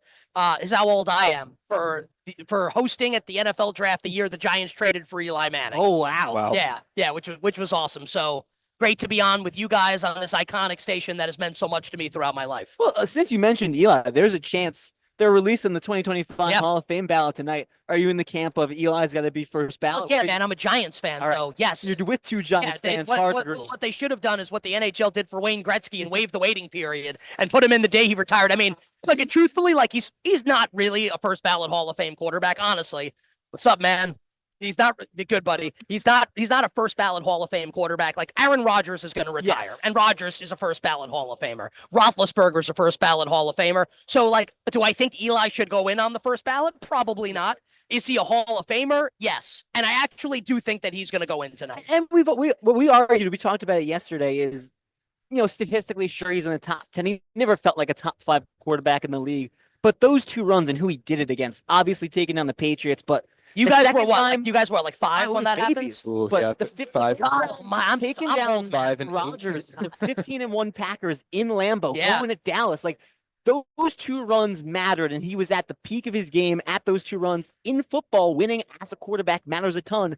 I think there's some merit to him going in first ballot. He's one of the greatest playoff performers of all time. I think you could say that. There's no question. And I mean, you mentioned, the Packers game in 2011 and early 2012. How about going to San Francisco? Yeah. That honestly, and I was at that game. So here's a humble brag. So I'm working at off air at the time. I'm working at Sirius XM as a producer for NFL Radio. And I produced John Madden show on NFL Radio. And we ran a contest, like a listener, like giveaway thing, whatever. Watch Championship Sunday at John Madden's house. So Madden lived in Northern California. Obviously, he passed away. He was the best. Lived in Northern California. So we fly. We do the show at Championship Sunday that morning at Madden's. The AFC Championship game is Ravens-Patriots. This is the year Billy Cundiff missed, and the Patriots won. And then the Giants were at Sanford. Just turned out it was serendipitous that he got us a police escort, myself and Adam Shine, who was the host that I was producing for. We got a police escort to Candlestick and watch the Giants beat the 49ers in person. I was wearing a Giants pullover and a Yankees hat. I thought I was going to get murdered at the old Candlestick Park. And that game, I actually think, is the best game of Eli's career. Not in terms of stats, but got the absolute crap kicked out of him the whole game. Justin Smith put him on his ass multiple times, got up every time, kept firing, and route to a second Super Bowl championship 2 weeks later in Indianapolis. I was there also, humble brag. Wow. That's just a straight up brag, man. I'm not even being humble. Don't even be humble about it. You were there. Anyways, it's the Ramley. You were there, man. That's right. Yeah, I love that. Now, obviously, this year and pretty much ever since that last Super Bowl that you went to, it hasn't been pretty, and we're creeping up on about 15 years of just ugliness. We'll just leave it at that. Yeah, you guys have. So, how old are you guys? 22. You've basically only seen misery. Pretty much. I Yeah. remember watching the Super Bowls, but Yeah, the teams that I really, really know are really, really bad. That sucks. We still Kind of talk for about all of Orleans us. Darkwa. Yeah. That's a big Bill part of Tye. their lives. Oh, Paul yeah. Perkins. Yeah, Paul Perkins was like fantasy football dark. Supposed to be good. He was supposed to be I good. thought he was the future. But for this year, though, obviously, there's a lot of different thoughts and opinions out there about Dable and Shane. Will say this draft that they had last year in 2020, 2024, really solid. What are your thoughts on this class with Malik Neighbors, Tyrone Tracy, up and down the board? How do you like the future so far with these picks? And I think some of the players are good. The GM's terrible. The coach is terrible. See, hold on a second. So, year 3, right? Mm-hmm. Just want to make sure I have this right. This was year 3, right? Yep. Yeah, this is year 3. Were they the worst team in the league? Yes or no? They felt like it. They definitely were. I don't care what the So records Tennessee say. has the Yeah. number 1 pick. Right. If the Titans and the Giants played on a neutral field, the Titans would absolutely be favored. For sure. The Browns would have been favored. Mhm. Even with Deshaun Well, Watson, they it's- would they have did been. beat the Browns, though. If DTR were starting, maybe the Giants would be like, what? The point, they were the worst team in the league in year 3. Not year 1, not year 2, year 3. I want someone to explain to me how these guys are coming back and get to now pick the next quarterback when they're going to be bad next year again. They're going to get fired, and now it's new coach and GM with a quarterback they didn't draft.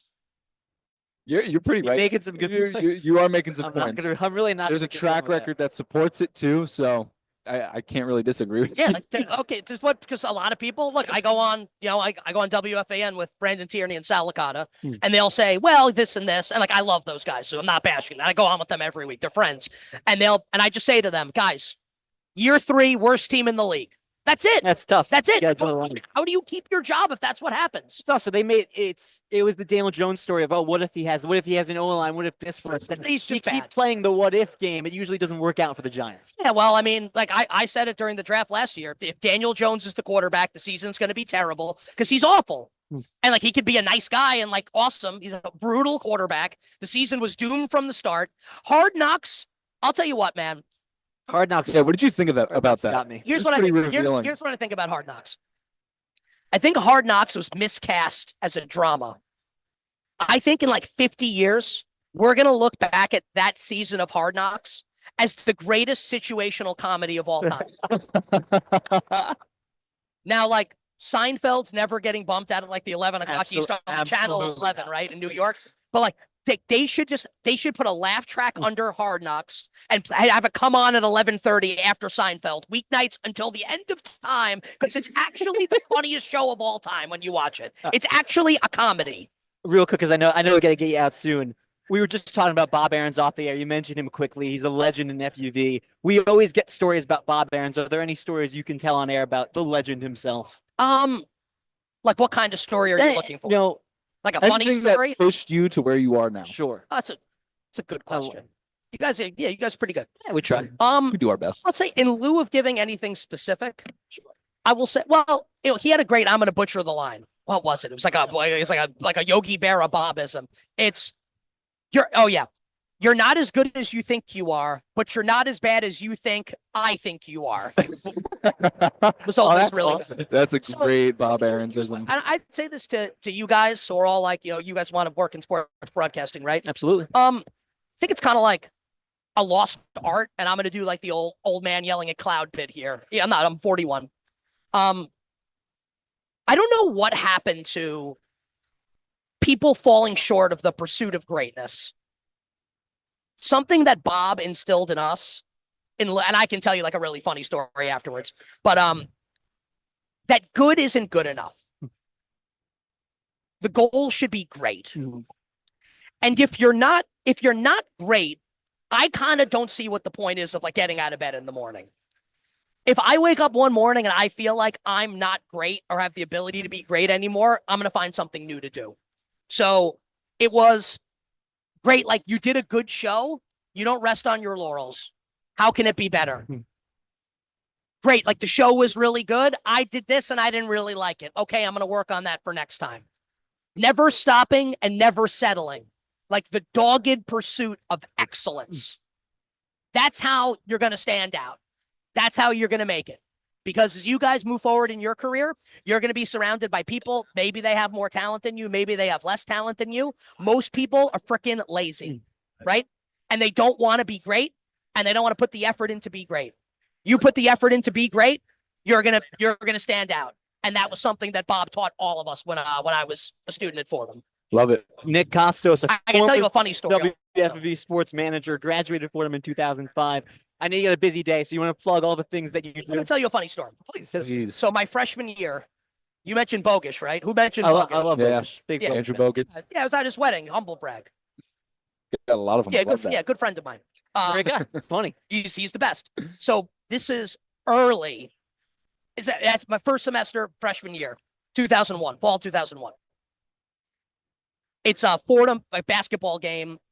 Bogish is doing halftime. And like, I'm not on the air. Like, I'm like, it's like 2 months into my test. I'm not on the air yet. And it's me and Bob in the studio. I think there's Kristen Ferrara was her name. I think was doing updates, right? So me and Bob are in the studio. He's leaning back and he's pontificating about whatever. I don't know. Doesn't matter. And we hear Bogish go and the studio is empty. It's just the two of us. Like, Kristen is not in there. And I'm not saying, I don't know whose fault it was. But we hear Bogish go, and now let's send it back to the studio for an update with Kristen Ferrara. And he literally is just sitting, just like this, leaning back in his chair. He hears this. He just looks up into the ceiling and just starts screaming, "No, no, no, no." And I'm sitting there. They can't hear you, man. Like, no. Do you think you're talking to Drew? Like, he can't, you're yelling at nobody. Like, Kristen's out there. Like, should I go get her? Like, what are we doing here, buddy? That one has stood the test of time for me as a funny but embarrassing story. I mean, there's a million of them. Plenty. A million of them. Oh yeah, my stuff. Please. Yeah, You Better You Bet is on weekdays, 3 to 7 p.m. Eastern. I only do 4 to 7, but they make me do the 4 hours this week because we're at the Super Bowl. We are on Sirius XM, the Odyssey app, a million radio stations nationwide, YouTube, Twitch, and as of 2 months ago, you can now watch our show on NBC Sports Now, on Peacock, and other fast channels. So awesome. Under the NBC umbrella. And I will be on for the New York audience this Sunday morning, 8 to 9 a.m., Super Bowl Sunday on The Fan in New York. All the bets and all the analysis coming up for the Super Bowl. Nick Costos, thanks for showing some love to the Ramily. Let's go Rams. Let's go Rams. Great. Back in a second. Got it. We've talked about this a little bit, but it's still, the wound's still fresh. and there are people that need to get takes off their chest. Hall of Fame class is announced last night. Ed Allen, Jared Allen, Sterling Sharp, and Antonio Gates are the 4 that go in. You're only allowed to put in 5 each year, so there's one open spot. An open spot that could have been allocated for a lot of different people, including the man that brought the Patriots a couple of Super Bowls, Adam Vinatieri. Yeah, he did. No first ballot induction for Adam Vinatieri. I think it's extremely messed up. I mean, first of all, he's the all-time points leader in the NFL. He's the greatest kicker of all time. He's the greatest kicker of all time. I know it's been said on the time. show before. He is the greatest kicker of all time. He's the greatest kicker of all time, and I will take that to the grave. I think there's 2 things that are completely undeniable and make it absolute blasphemy that he's not in this year as a first ballot Hall of Famer. And that is, 1, the points leader thing. I mean, that's valuable. That's a really impressive, important thing to have. The longevity he showed, he's still hitting long field goals even into a very old age. But the second thing is, again, not 1, but 2 Super Bowls won with the swing of a leg. If those games go into overtime, you never know what could happen. And those kicks, as I mentioned in the last segment, are the ones that are remembered. What I think makes it more of a degradation of Adam Vinatieri's career that they didn't put him in last night is because they left an open spot. It would be one thing if you filled all 5 spots, because then I could at least deflect it, because I'm not upset with any of the 4 decisions they made. Yeah. I'm really not. So I think it's one thing if you filled all 5 of those spots, I'd be like, you know what?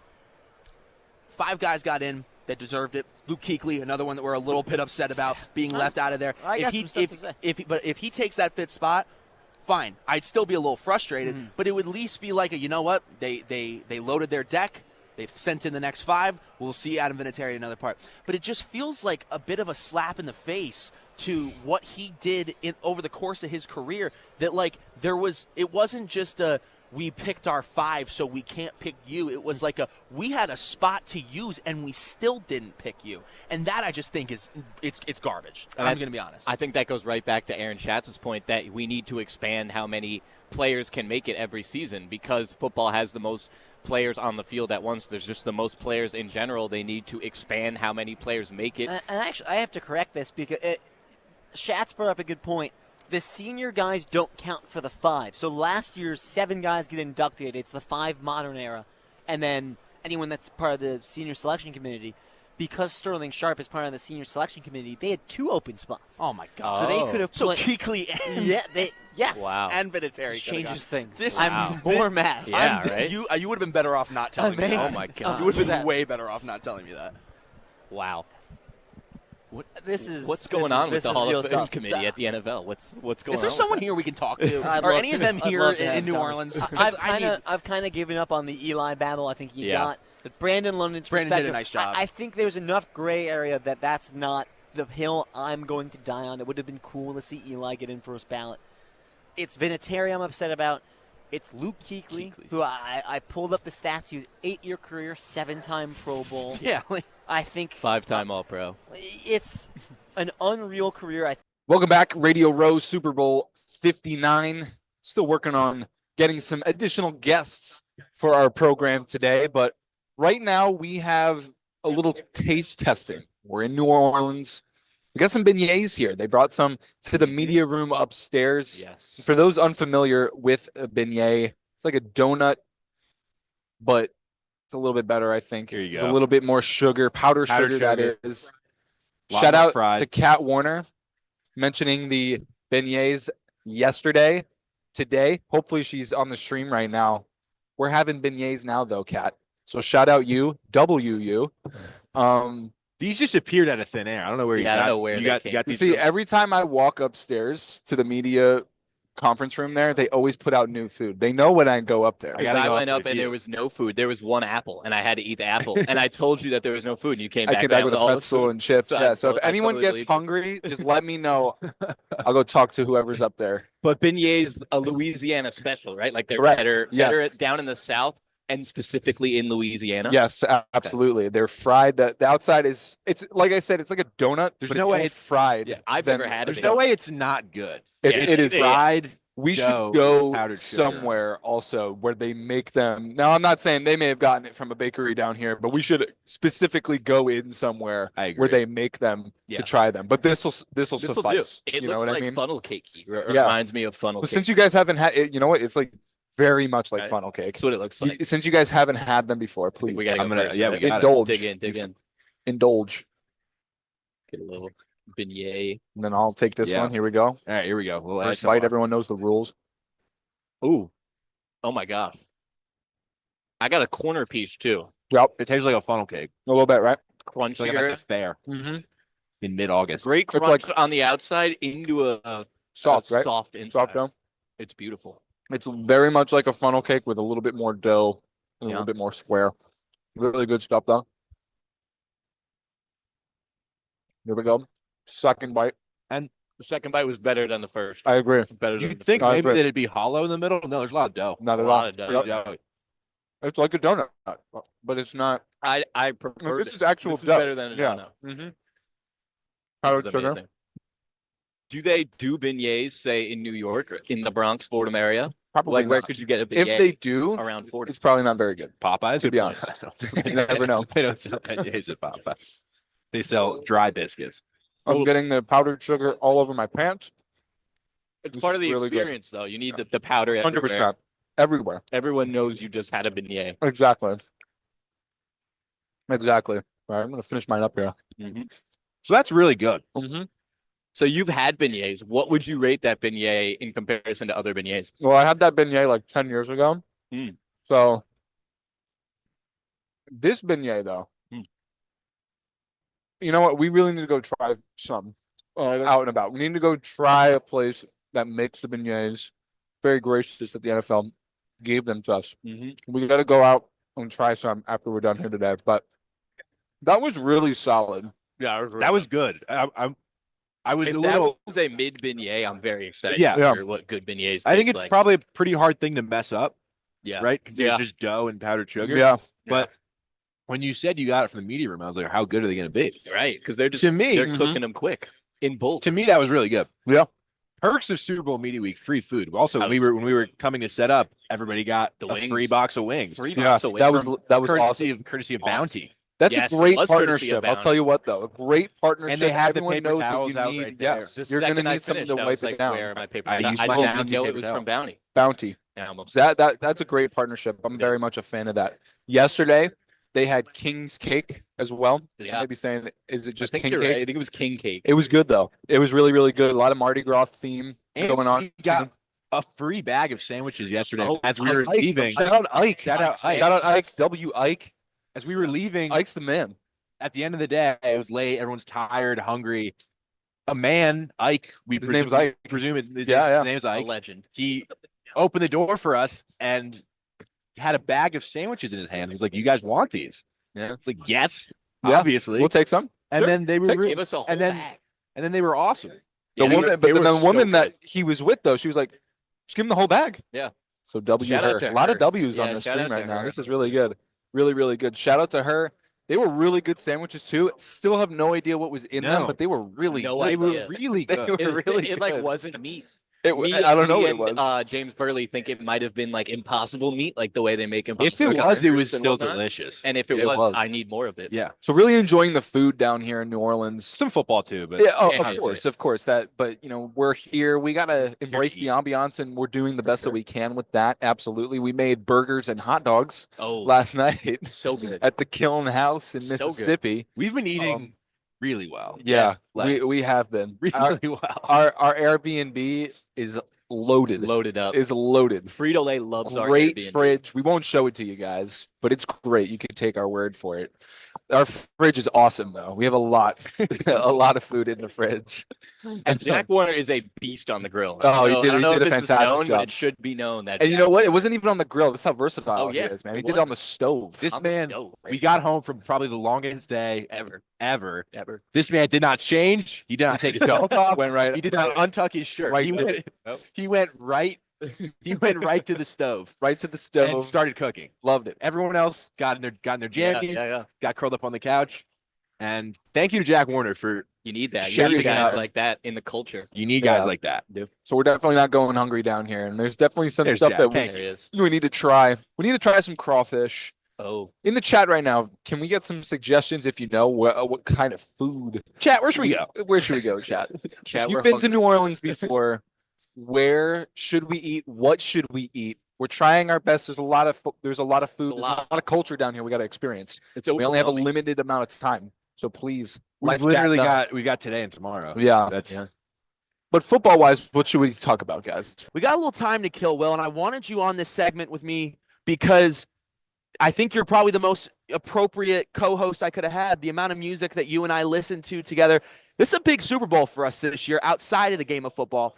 Kendrick Lamar is the halftime show this year. He is, for the first time ever, performing at halftime. Apparently, SZA is also, based off a commercial that they released, going to be a special guest. They are going on tour this summer. I bought tickets to it. I'm very excited, but I think it's really fun to see. You know, we've seen a fusion. We've seen all sorts of different, genres throughout the last few years. We've seen a lot of pop, a lot of rock.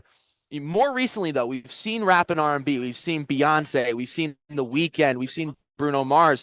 Rihanna did the last one, right? For last Chiefs Eagles one, right? Yes, that was a good. did. That was so a good one. A lot of really fun halftime performances, but this one I'm really excited for because of the cultural significance of Kendrick Lamar. You think about some of his albums that have been political statements, To Pimp a Butterfly, which talks about so many relevant issues that go on in society. You think about the very, very, very prolific beef he just had with Drake and all of the conversation about whether he'll play his viral song Not Like Us I think at the halftime show.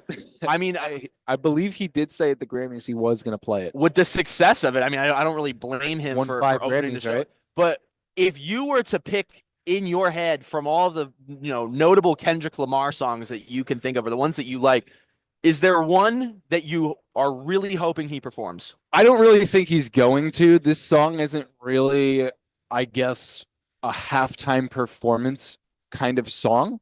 But then again, it might be. I like the song. It doesn't give me that vibe. But no more parties in LA. Oh, I think that song would be so lit to hear. Him and Kanye West exchanging verses on that song is unbelievable. The chemistry was unmatched. It's crazy that they didn't collaborate more, like in their primes. Even though you could still argue Kendrick may still be in his prime. Who knows when his prime will end? That was a Kanye song. It right? was a Kanye song. That was Life's Problem. Yes, Kendrick Lamar was the guest verse on that one. If I had to pick, and I think there's a chance that he could play this one, but if I had to pick a song that I hope he plays ADHD. I hope he plays ADHD because it's one of the earliest songs that we all remember being like a notable Kendrick Lamar song. It's from his 2011 breakthrough album, his debut album, Section 80. I have vivid memories of being a middle schooler, first time playing Grand Theft Auto, and you'd go on Los Santos radio and you'd hear ADHD as you're driving through Los Santos. But, he's made so many prominent hip hop anthems that were so amazing, and the replay value, the versatility. He makes serious songs, he makes fun songs, he makes fast songs, slow songs, sad songs, ironic songs, political songs. The catalog is so wide, and I think one of the things that I've always appreciated about his career, and I think you can tell very clearly, especially when you put him side by side with other artists, I genuinely believe the quality that you get from Kendrick Lamar and his music, that's a guy who's not making music for the purpose of making hits.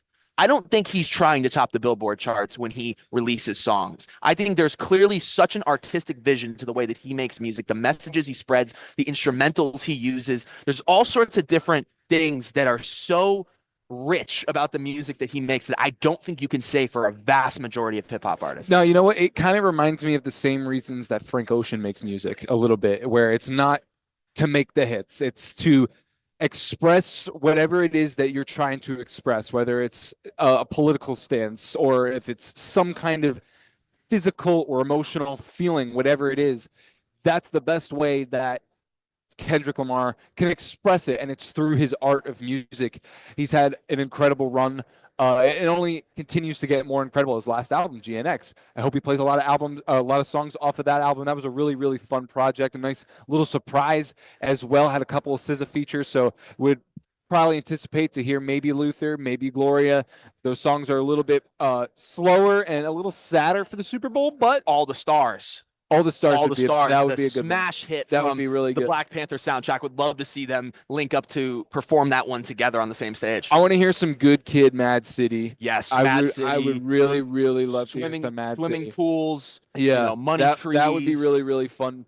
Don't Kill My Vibe. My mom's favorite. My mom. Shout out Karen Warner. My mom. She loves Don't Kill My Vibe by Kendrick Lamar. Her and D-Hop. Her and DeAndre Hopkins. That's really good. He had the same answer, but that's really, really good. SZA has songs with Kendrick and on her new project as well. So hopefully 30. Oh, it was great. That was another great project. They both released really good music in the last 4 months or so, however long it's been. But I'm really looking forward to it, man.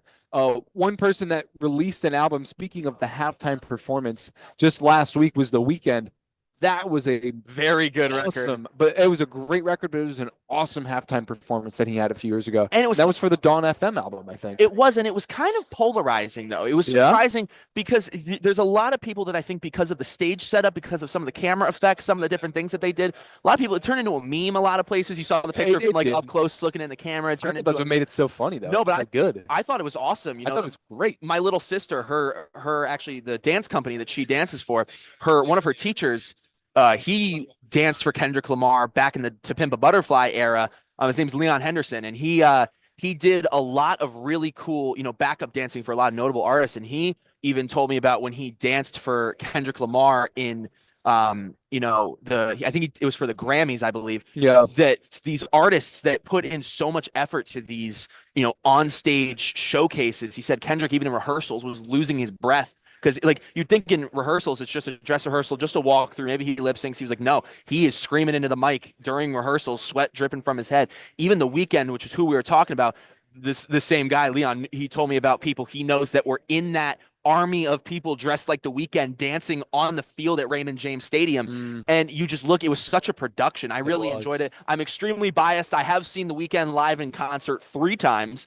So I know you do have to take my praises with a grain of salt. But one thing that I want to go back to Kendrick doing the halftime show for a second, because this is another thing that I think is extremely impressive about the feat. And I understand a couple years ago, we had, I believe it was for the, not Bills. Bills haven't been to a Super Bowl in a while. For the Bengals-Rams Super Bowl. The halftime show was like a hip-hop anniversary. You saw Dr. Dre, you saw Ice Cube, you saw Snoop Dogg. Didn't Ludacris make an appearance in that one? I think he did. Mary J. Blige. Mary J. Blige was there. I understand that there's been that kind of hip-hop. But the one thing that I think is very impressive for Kendrick to be doing the halftime show is, I understand hip-hop sells, right? They top the Billboard charts, a lot of known rappers, a lot of famous songs. But rap at its core is still a controversial genre. A lot of colorful language, suggestive topics, some informal language, sometimes may glorify some activities that shouldn't always be broadcasted to the masses. So a lot of times, even though a lot of people listen to rap music, sometimes you can't make rap music the cover of something. You can't advertise your business with it, or you can't, put it over certain social media posts, or you can't do it in certain way. You can't express it in certain ways. I think for Kendrick Lamar as a rapper, though, to headline a sporting event that's going to have hundreds of millions of eyes on it is such a testament to the quality of music that he makes, that he was the type of artist that they want to put in front of all of these people. I understand he also grosses a lot of money. He's been very viral recently. The beef between him and Drake has probably been very lucrative, and I'm sure the NFL probably enjoys the amount of eyes that are going to be on whether or not he plays Not Like Us. But I think it really does speak volumes to the fact that rap still kind of gets treated like a informal, sometimes kind of kiddish genre, that the face of the Super Bowl halftime show, one of the biggest, music performances in North America, is a rap artist. It is pretty incredible. I think that you see it a little bit more and more as the years go on. Obviously, it's been more hip-hop centric. Kendrick's probably the first rapper in a long time that's really had any kind of platform with the Super Bowl halftime show. If you want to throw Dr. Dre in there, I know that was a joint production. I believe that was 2022 when they had the Super Bowl in LA. But to your point, Jack, I think it's a true testament to the kind of music that he makes. It's not this. I know it may get put off to the side a little bit, the genre of rap, but it's the people that made rap are now getting older. And the people that consumed rap early on, wherever you define early, whether that's in the mid-90s, early 90s, late 90s, or what the kind of rap that we grew up with and what we consumed, those people are getting older now. Right. So there's more of I would say, appreciation in the majority for the music itself, not, for the beat, but for the artist and what their journey looks like, what they're speaking about, whether it's about a current event, whether it's about something else to their own prerogatives. I just think it gets a little bit more appreciation now, and it will continue to do so. I do believe that the NFL is taking a stab at the Drake and Kendrick beef, and from a marketing standpoint, it's really not a bad idea. Pretty smart. It's been pretty lucrative. Kendrick Lamar just won 5 Grammys for one song. Back in Radio Row, one-on-one, Super Bowl 59. We have another special guest for you here on the show. It's Jayson Werth, 2008 World Series winner with the Philadelphia Phillies and former Major League All-Star. Jason, thank you for taking the time. We were talking a little bit as we were walking to the table. It's your first Radio Row. How are things shaping out for you? Good. I didn't even know I needed to come to Radio Row. I didn't know this was a thing, right? So I'm glad I came. This is pretty cool. I'm obviously here to promote my my new horse racing venture. We got a podcast going, Icon Racing, LFG on all socials, and Off the Rail podcast presented by Icon Racing, YouTube and Spotify. I'm new at this whole social media game. So for years I would despise all social media and refused to do it. Now here I am promoting a podcast. So. Well, earlier yesterday we had an Eagles wide receiver, Jason Avant, that he retired. He got into salsa dancing. How does an MLB player get into horse racing? Yeah, I think you got to find something, right? Salsa. I should have thought about that. Maybe. Man, I don't know where I'm going with this. But, the horse racing thing has been fun. I didn't really know that there was a void that I needed filled, and so I started playing golf with these guys that own Florida breds, and come in from playing golf, they start watching these races, and I know outside of the Triple Crown and the Kentucky Derby, like most sports fans, I know very little about horse racing. So, it's like Tuesday afternoon at 2:00 in the afternoon, and I'm like, is this a rerun? What are you guys watching? And they're like, no, dude, I own the 6 here. Like, wow. you own the 6 here, like. How do you do that? So over the next 6 months, I figured out this is something I want to take part in, and I bought a piece of a horse and went and watched it run at Tampa Bay Downs. It's like a kind of a lower level race, and I could not believe how amazing it was. The pre-race anxiety, all the nerves building up to it, how amazing these creatures are, how small the jockeys are. And they they're so tiny. And they're they're riding 40 miles an hour on top of this this wild animal, essentially, this wild creature. Yeah. It's I'm like, geez, this is nuts. The strength that horses have is unreal. It's crazy. They're going 40 miles an hour. So then, I'm like, all right, so. And then they get in the gate, and then the gate's open, and they're running, and I felt like I was back on the field again. I felt like I was playing. So then I'm like, oh man, this is filling a void I didn't even know I had, right? And so this is like a Tuesday afternoon at Tampa Bay Downs at the lowest level of the minor leagues of racing. And over the next few years, I started getting into it more, get better horses, running bigger races, and then this past year. I own part of a horse named Dornick, and he ran 10th in the Kentucky Derby, won the Belmont in high school. Wow. Was up for 3-year-old of the year. Didn't get it, but literally life-changing. Last year was just incredible. So the more and more that you've gotten into horse racing, I'm sure you've gotten to travel around to some different racetracks, see different parts of the country. I know the interest is a lot stronger in certain regional areas. Sure. I had a sister that went to University of Kentucky, so I got to go to a racetrack called Keeneland. Yes, very well known. How cool is that? It was beautiful. Yeah, I mean, beautiful. The outfits people were wearing, and it was very cool. There wasn't a blade of grass out of place. Right. It was the most beautiful thing I've ever seen. But I felt that very same thing that you felt, where I'm in the crowd and there's these animals, there's just these horses. I don't know any of these people, and I haven't even had money on it, and I'm anxious before the race because you're they're about to be intense. Do you have a favorite track that you've been to so far? Because I know you just mentioned Belmont Stakes. Well, I mean, Churchill Downs obviously is unbelievable. You run the Kentucky Derby there. Keeneland is an incredible place, in Lexington. This year they ran the Belmont in Saratoga. Saratoga is this little town in North New York, and during the summer the whole city shuts down and becomes this mecca for horse racing. People come from all over the world to watch. And Saratoga Racetrack is the oldest venue in North America sports. Really? Yes, it's been there longer than I think about that. So it's like the Wrigley Field or the Fenway Park of horse racing. So you go, and it's like that. This whole throwback feel to it. It's really, it's really a cool place. And then we go. We went the first time the Belmonts ever ran there.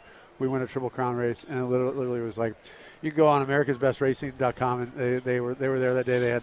We were all mic'd up and had cameras on us. You can see the utter elation and just full freak out after we won. So it was quite an experience. And then from there, like Dornock really he's changed our lives to the point where now we're starting a racing syndicate. We've got a podcast. I got social media. Like it's been a really cool. The last 12 months has been just insane. So I got a baseball question for you here, Jason. Now we're getting to a point. Chase Utley on the Hall of Fame ballot. Cole Hamels on the Hall of Fame ballot next year. Chase still on there. We'll see Cole for the first time next year. What's the pitch for those two in particular to make the Hall of Fame? You guys were part of a really good World Series winning team, but also a great run of Philadelphia Phillies teams. What's the pitch to put both of those guys in the Hall? So I would, with Chase, Chase is one of the best players I ever played with. He's the best teammate I ever had. The problem with the Hall of Fame is about volume, right? Chase had some injuries later in his career. Volume is going to be the issue. Like, he's a Hall of Fame player, for sure. But did the injuries, take away from him not having enough volume? So we'll see. In my mind, he's a first ballot Hall of Famer, but the getting into the Hall of Fame is not easy. Cole, on the other hand, has the volume. He pitched for long enough. I'd have to go back and look at his numbers, but that the first prerequisite for me is volume. So Cole has that. He pitched for a long time. So we'll see. I'm part of more of an elite group actually than the Hall of Fame group. I'm in the 0% club. So if you get on the ballot and you don't get any votes, you get kicked off the ballot and you're part of the 0% club because you got 0% of the votes. So the night they did the voting a couple years ago, whenever it was last time when I was on the ballot, I get a text from Pat Birle that says, "Welcome to the 0% club. We do a potluck every 10 years. We'll send you an email, and you get a jacket or something, a Letterman jacket. I think it's a joke, but I didn't even know that the voting was going on. I wasn't expecting to get in the Hall of Fame. I don't know if I was expecting to get any votes, but I definitely wasn't expecting to get into the 0% club. I didn't even know it existed. So there you have it. I mean, it's a pretty elite. It's an elite group. We're in an interesting spot as 21, 22-year-olds where we're starting to see the players we grew up watching, like yourself, get into the Hall of Fame or be up for the Hall of Fame and not get in. Like Curtis Granderson not getting in. I knew he wasn't a Hall of Famer, but that hurt me deep. He was like the first player I ever fell in love with. One of the things I think our generation is starting to push for is less of an emphasis on the duration of your career and how long was your peak. Like, to me, I watched Felix Hernandez. I mean, his peak was unreal. That's a Hall of Fame caliber guy. I know you said one of the big prerequisites right now is you have to have the volume. What's your opinion on it? Not right now, like for forever. Right. Like, so I think the standards are high, and it's a really small class of people.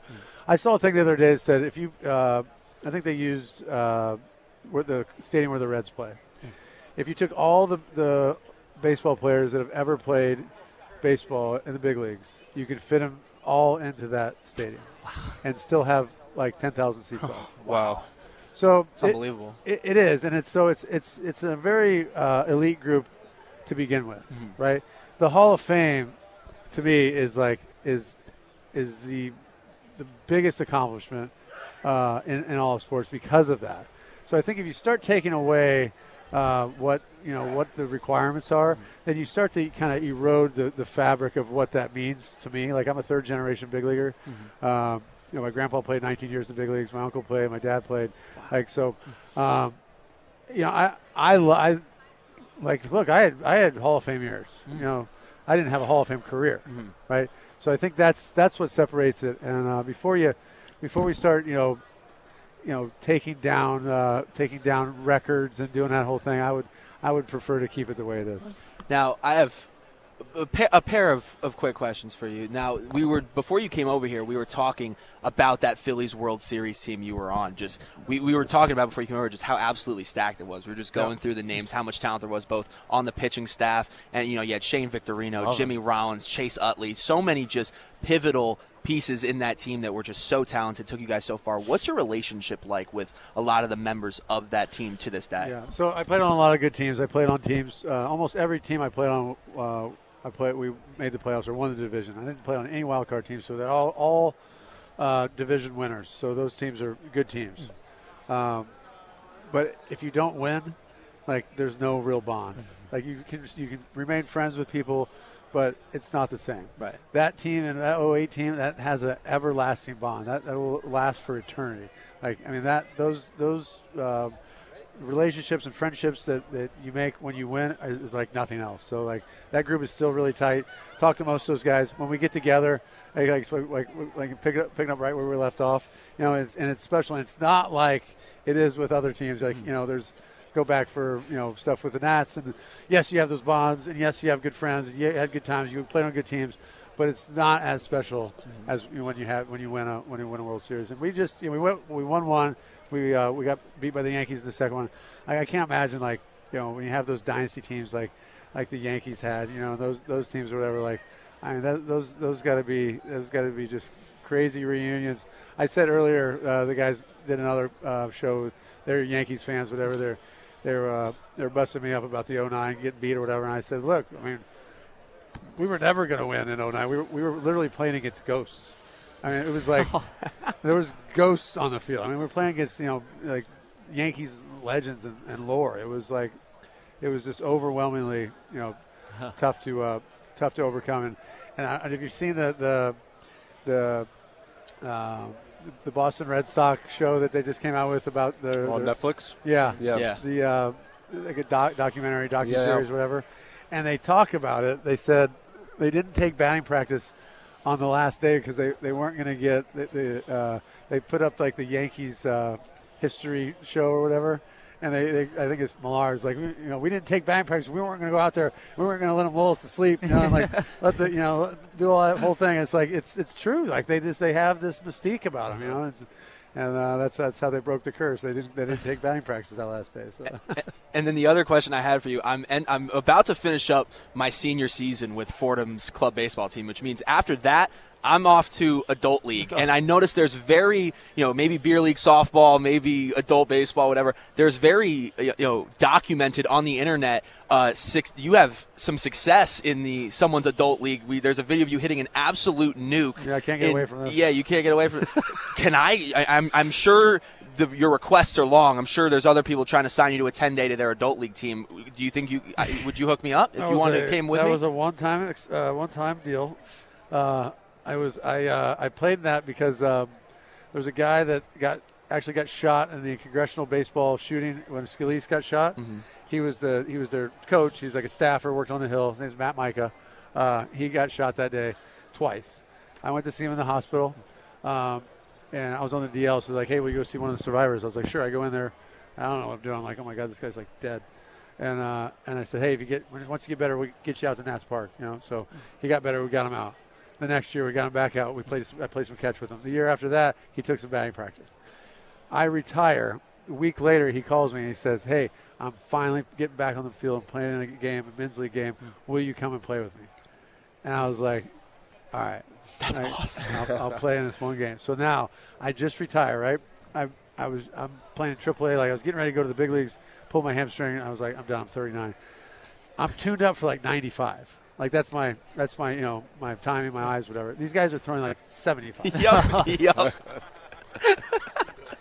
So it's like you guys are probably too young for Bugs Bunny, but like, we love Bugs Bunny. So Culture. The Bugs Bunny where the guy throws like the super slow ball, and Bugs Bunny's like 1, 2, 3. Yes. That was me. You're swinging right through it. I swung 3 times on one pitch and struck out. So I strike out, I ground out, and then all of a sudden, you know, these guys, I'm playing in D.C., Arlington, right outside D.C., so they're all Nats fans, you know. Like pretty soon the other team's like chirping me, you know. They're like, who is this guy? Like, we don't even know who he is, you know. Like, and so the guy goes 3-0, my third at bat, and the catcher's like, let's go. He didn't come here to walk. He throws the ball back to me. He's like, I don't even know who he is. And it pissed me off. Rightfully so. Pissed me off. I don't even know who he is. Are you kidding me? And the next pitch, I hit over the scoreboard, over the line. Yeah. And I'm rounding the bases, and I thought to myself, I said, this This is it. I'm never playing another game in my life. You're riding off into the sun. To answer your question, no. Oh, come on. All right. Club baseball needs It was worth a try. Yeah. Valiant effort. It was worth a try. Well, Jason, thank you so much for taking the time out to chat with us. Jayson Werth, 2008 World Series champion with the Philadelphia Phillies. That's it, right? Are we all done here? You want to plug the racing one more time? Go check out our podcasts on YouTube and Spotify. Off the Rails by Icon Racing. The social media Icon Racing LFG. I'll let you guys figure out what that stands for. You guys might be too young for that, but can't say it on Fordham Airways. Come to a race and you'll know what it means. Awesome. Sweet. Awesome. All well, right, guys. Thank you for tuning in to Radio Row Super Bowl 59. It's been a blast. That's all we got here. Go Birds. Wrapping things up one final time here from New Orleans in Louisiana. Super Bowl 59. We're recording on Friday night. The game, obviously, Sunday at 6:30.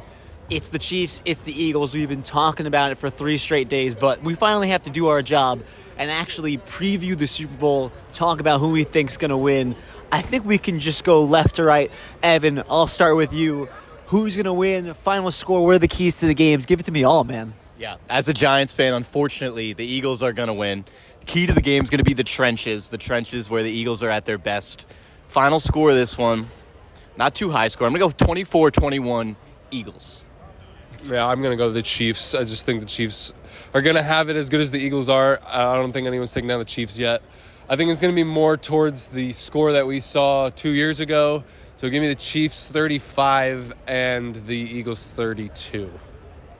I'm going to go similar to what my man Will here said. I think once it's all said and done, we're going to talk about Pat Mahomes and the GOAT conversation. We're going to talk about the Chiefs and one of the greatest dynasties the NFL has ever seen. I'm going to go 31-28 Chiefs. It's going to be a narrow one. They love those one-score wins.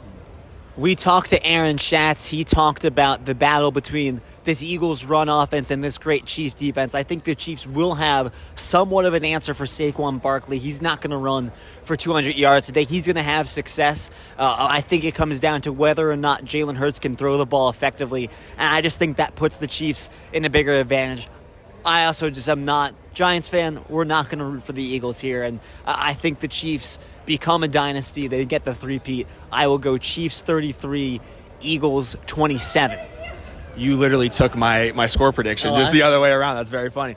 I think this is the year of destiny for the Philadelphia Eagles. I just think this is their year. I forget who it was during one of our interviews. Somebody said the pixie dust has to run out at some point for the Chiefs. You know, it's been an unbelievable run for them, but this Philly team has so much talent, especially on the offensive side of the ball. I have them winning 33-27 over the Chiefs. I think it's going to come down to whether Jalen Hurts can connect with Devontae Smith, A.J. Brown, and Dallas Goedert, because I do think the defensive approach from the Chiefs, especially with a guy as accomplished in Super Bowls like Steve Spagnuolo, they're going to want to shut down Saquon Barkley, and they're going to want to try to penetrate what has been one of the best offensive lines in the NFL. So I think it's going to come down to, can Hurts connect with his receivers, and I think he will.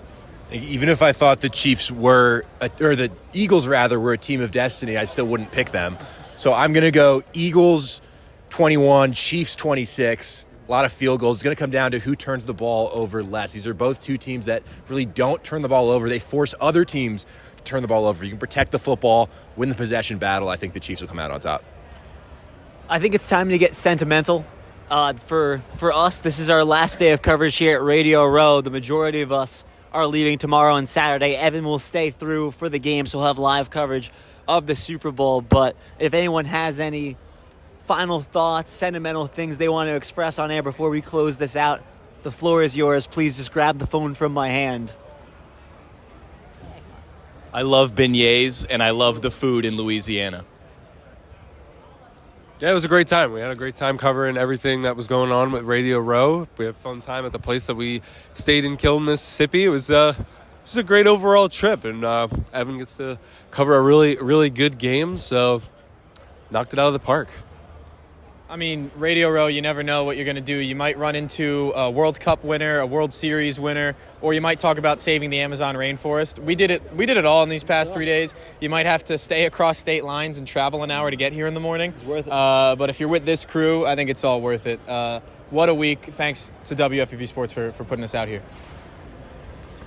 I mean, you look around, it's the Super Bowl. It doesn't get much bigger than this. And to see so many different radio shows and publications and people who are just so passionate about sports, it really just made me appreciate this experience so much more. I mean, we talked to Pat Mahomes, we talked to Jalen Hurts, we talked to Nick Sirianni, we talked to stars, who play on the biggest stage in, America's biggest sport. So I think we're all just so grateful to have had this opportunity. And, the other thing is, you look around, there's a lot of people who've been doing this for decades, and we are all, there's people who have been doing this for longer than we've been alive. We're college students being afforded this luxury.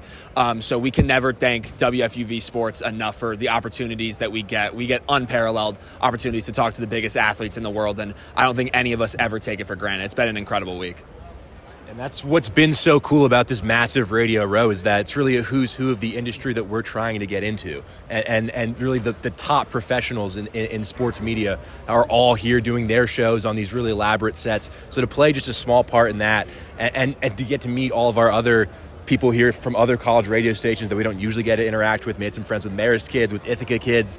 It's been so awesome to be here and just see really such a huge event for sports media, the industry that we're all trying to enter, and just see from top to bottom, what this was all like. It's been unreal. New Orleans has been a blast. Evan's right. The food has been amazing. We really, I think, just thrust ourselves into the culture and tried to experience as much as we can. It's been fantastic. Want to thank all the guests that have come on our show across the 3 days. Jayson Werth, Jason McCourty, Jason Avant. I'm realizing there are a lot of Jasons that we talked to. Judy Batista, Zack Rosenblatt, Aaron Schatz, Jalen Ford, Brandon London, Lee Steinberg, Brian Asamoah. The list, we got him. The list goes on and on and on. It was an unreal experience, and the player availability too. This has been certainly, I think, a highlight of all of our times at FUV, and it was just a blast and a thrill to be here for Radio Row. We'll sign things off from left to right. Nick Guzman, Jack Warner, James Birle, Will Tallant, Evan Harkin. I'm Lou Orlando, and we say farewell from Radio Row here at the Big Easy. Take care, everyone.